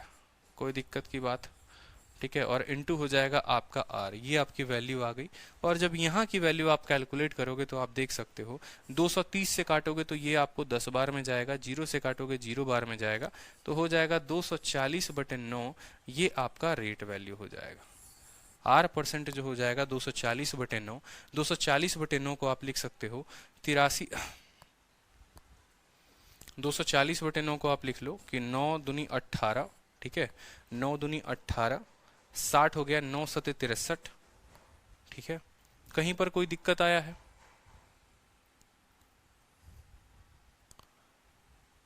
हाँ, 230 नेगेटिव में क्यों लिए साक्षी? क्योंकि यहां पर जो डिफरेंस है वो माइनस में है, डिफरेंस माइनस में है। एपी का डिफरेंस अगर प्लस में होता है तो प्लस लेते हैं, एपी का डिफरेंस माइनस में है, इस वजह से यहां पर माइनस मिलेंगे, इस वजह से यहां पर हम क्या करेंगे, माइनस मिलेंगे। मेरी बात को समझिएगा, ठीक है। यहां पर 3 से काट लो, बिल्कुल यहां 3 से काट लो, तो 3 से आपका 3 बार में, 3 से आपका 8 बार में, तो जो रेट आ गया वो आ गया आपका 80/3, 80/3%, ठीक है। मैं एक एक बात समझाता हूं, अगर समझने की पेशेंस होगी ना तो एक एक बात समझाऊंगा आपको, मैं छोड़ने वाला नहीं हूं, समझो मेरी बात को। सिंपल सा बोला गया है कि प्रिंसिपल आपने इतना लिया है, 10 किश्तों में आपने पैसे इतने चुकाए हैं, तो आपको पता चलना चाहिए आपने ब्याज कितना दिया। आपने 230 रुपए का ब्याज दिया, पहली बार आप इतना पैसा दोगे तो पूरा का पूरा ब्याज इस पर लगेगा, फिर आप 230 रुपए कम दोगे, फिर आपका ब्याज इतने पर लगेगा, फिर 230 रुपए कम दोगे, फिर इतने पर ब्याज लगेगा। ये एक अरिथमेटिक प्रोग्रेशन है। अरिथमेटिक प्रोग्रेशन किसे कहते हैं? जैसे मान लो 10 है, फिर 8 है, फिर 6 है, फिर 4 है। तो ये केस क्या होता है, ये पहला टर्म होता है, डिफरेंस निकालना होता है, इनके बीच का अंतर देखते हैं -2 है, क्योंकि ये 2 से कम होते जा रहा है। अगर वहीं ये टर्म रहता 10, 12, 14, 16, तो उस केस में ये 2 से बढ़ते जाता है, तो कॉमन डिफरेंस +2 लेते हैं हम यहां पर, ठीक है। अब हमें यहां पर पता है कि भैया हमारा वैल्यू कम होते जा रहा है, तो SI बराबर principal into rate into time upon 100 लिखते हैं। प्रिंसिपल के जगह पर क्या लिखेंगे? प्रिंसिपल के जगह पर ये जो बक्से में होते हैं उन सब का जोड़ लिखा जाता है, लेकिन ये एक सीरीज में है, ऐसे तो जोड़ नहीं सकते ना, फिर आपको इसको निकालना पड़ेगा अलग से, इसको अलग से निकालना पड़ेगा, इसको अलग से निकालना पड़ेगा। तो भैया कितने को जोड़ोगे? मत जोड़ो, ठीक है। ये पता करो कितने टर्म्स होते हैं, कितने टर्म होते हैं, तो जितना भी इंस्टॉलमेंट होता है उससे कम टर्म होता है। अगर मैं 9 किस्तें दे रहा हूं ना, तो 8 किस्तें मेरी चुकाने के लिए होती है, और 9वीं वाली जो किस्त होती है वो सबका ब्याज होता है, यानी यहां पर टोटल 9 टर्म मिलेंगे हमें। तो वहीं पर हमने लिखा SI बराबर n/2 × 2a, ये फॉर्मूला लिख दिया, रेट के जगह पर रेट लिख दिया, समय के जगह पर समय लिख दिया, 100 लिख दिया। जो ब्याज हमने दिया है वो 230 रुपए का ब्याज दिया है।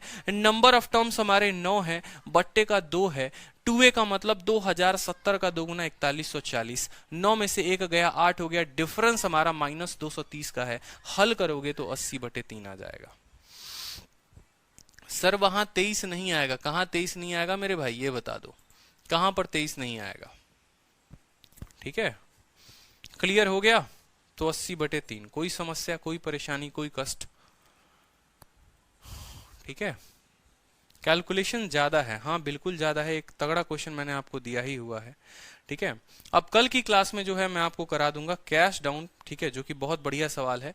कैश डाउन का पेमेंट, जैसे मान लो सेम तरीके के ये सवाल हो जाते हैं, कोई डिफरेंट नहीं होता, ठीक है। सेम सवाल ये भी होता है, अगर करोगे तो सेम तरीके से कर सकते हो कि भैया मार्केट प्राइस रेफ्रिजरेटर का 10,000 है, वो अवेलेबल है कैश डाउन पेमेंट पे 2,000 रुपए पे, और 9 बराबर की किस्तें देनी है, रेट ऑफ इंस्टॉलमेंट बता दो, ठीक है। चलो यहां बता देता हूं, एक और सवाल है, इसको भी बता देता हूं।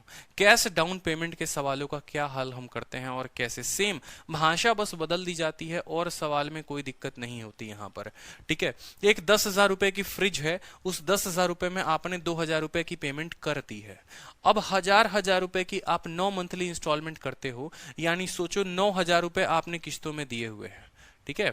इस सवाल से मैं कल बताऊंगा, क्योंकि बहुतों का दिमाग जो है ना वो फ्राई हो चुका होगा, तो कल जो है पहले रिवाइज करके आना, ताकि मैं आपका, कल संडे है बेशक, लेकिन कल मैं संडे को सुबह में क्लास लूंगा, मैं पहले बता दे रहा हूं, ठीक है। कल मैं संडे को सुबह में लूंगा क्लास, मैं बता देता हूं आपको, मैं टाइम बता दूं तो कल की जो क्लास होगी वो मुझे लगता है, मैं एक बार कंफर्म करके, ठीक है, जहां तक मेरी तरफ से जो टाइम है वो 12 बजे है, कि 12 बजे आप लोगों की मैं 1 घंटे की क्लास ले लूंगा, और 1 घंटे में ये आपका इंस्टॉलमेंट में खत्म करा दूंगा, ठीक है। बाकी ऑनगोइंग क्लासेस में इवेंट आप देखते रहना, कोई दिक्कत की बात नहीं, ठीक है। तो ये भी सेम तरीके का सवाल है, अगर कायदे से देखोगे तो देखो मैं शॉर्ट में बिना पेन उठाए भी आंसर बता दूंगा। 9 किस्तें देनी है 1000 की, मतलब 9000 रुपए मेरा हो गया, ठीक है। 2000 रुपए मैंने डाउन पेमेंट किया, 11000 रुपए लिए, कितने थे 10,000, ब्याज कितना दिया 1000, तो ब्याज के जगह पर एसआई के जगह पर मेरा कितना आ जाएगा 1000 आ जाएगा, ठीक है। प्रिंसिपल की बात करोगे, प्रिंसिपल की बात करोगे, 10,000 में 2000 दे चुका हूं, ठीक है, यानी 8000 से शुरू होगा, 8000 करते करते करते करते 1 तक जाएगा। तो कल पढ़ा दूंगा मैं आपको, चिंता मत करो, बहुत आसान सवाल होते हैं, ये सब टाइम नहीं लेते हैं, ठीक है। डाउट क्लास का भाई अभी टाइम नहीं मिल पा रहा है, डाउट क्लास एक ही साथ रख लूंगा, शीट बनाते रहो, डाउट रखे रहो, कोई दिक्कत की बात नहीं है, ठीक है। चलो 12 बजे कल होगी क्लास, ठीक है। अभी टेंटेटिव टाइम जो है वो 12 बजे है, एक बार बात करके मैं आपको बता दूंगा, ठीक है। चलो ध्यान रखो सभी, खुश रहो, मस्त रहो, ठीक है। कल सुनील सर की मैराथन है, इस वजह से क्लास की जो टाइम है वो शाम में नहीं रख सकते, ठीक है।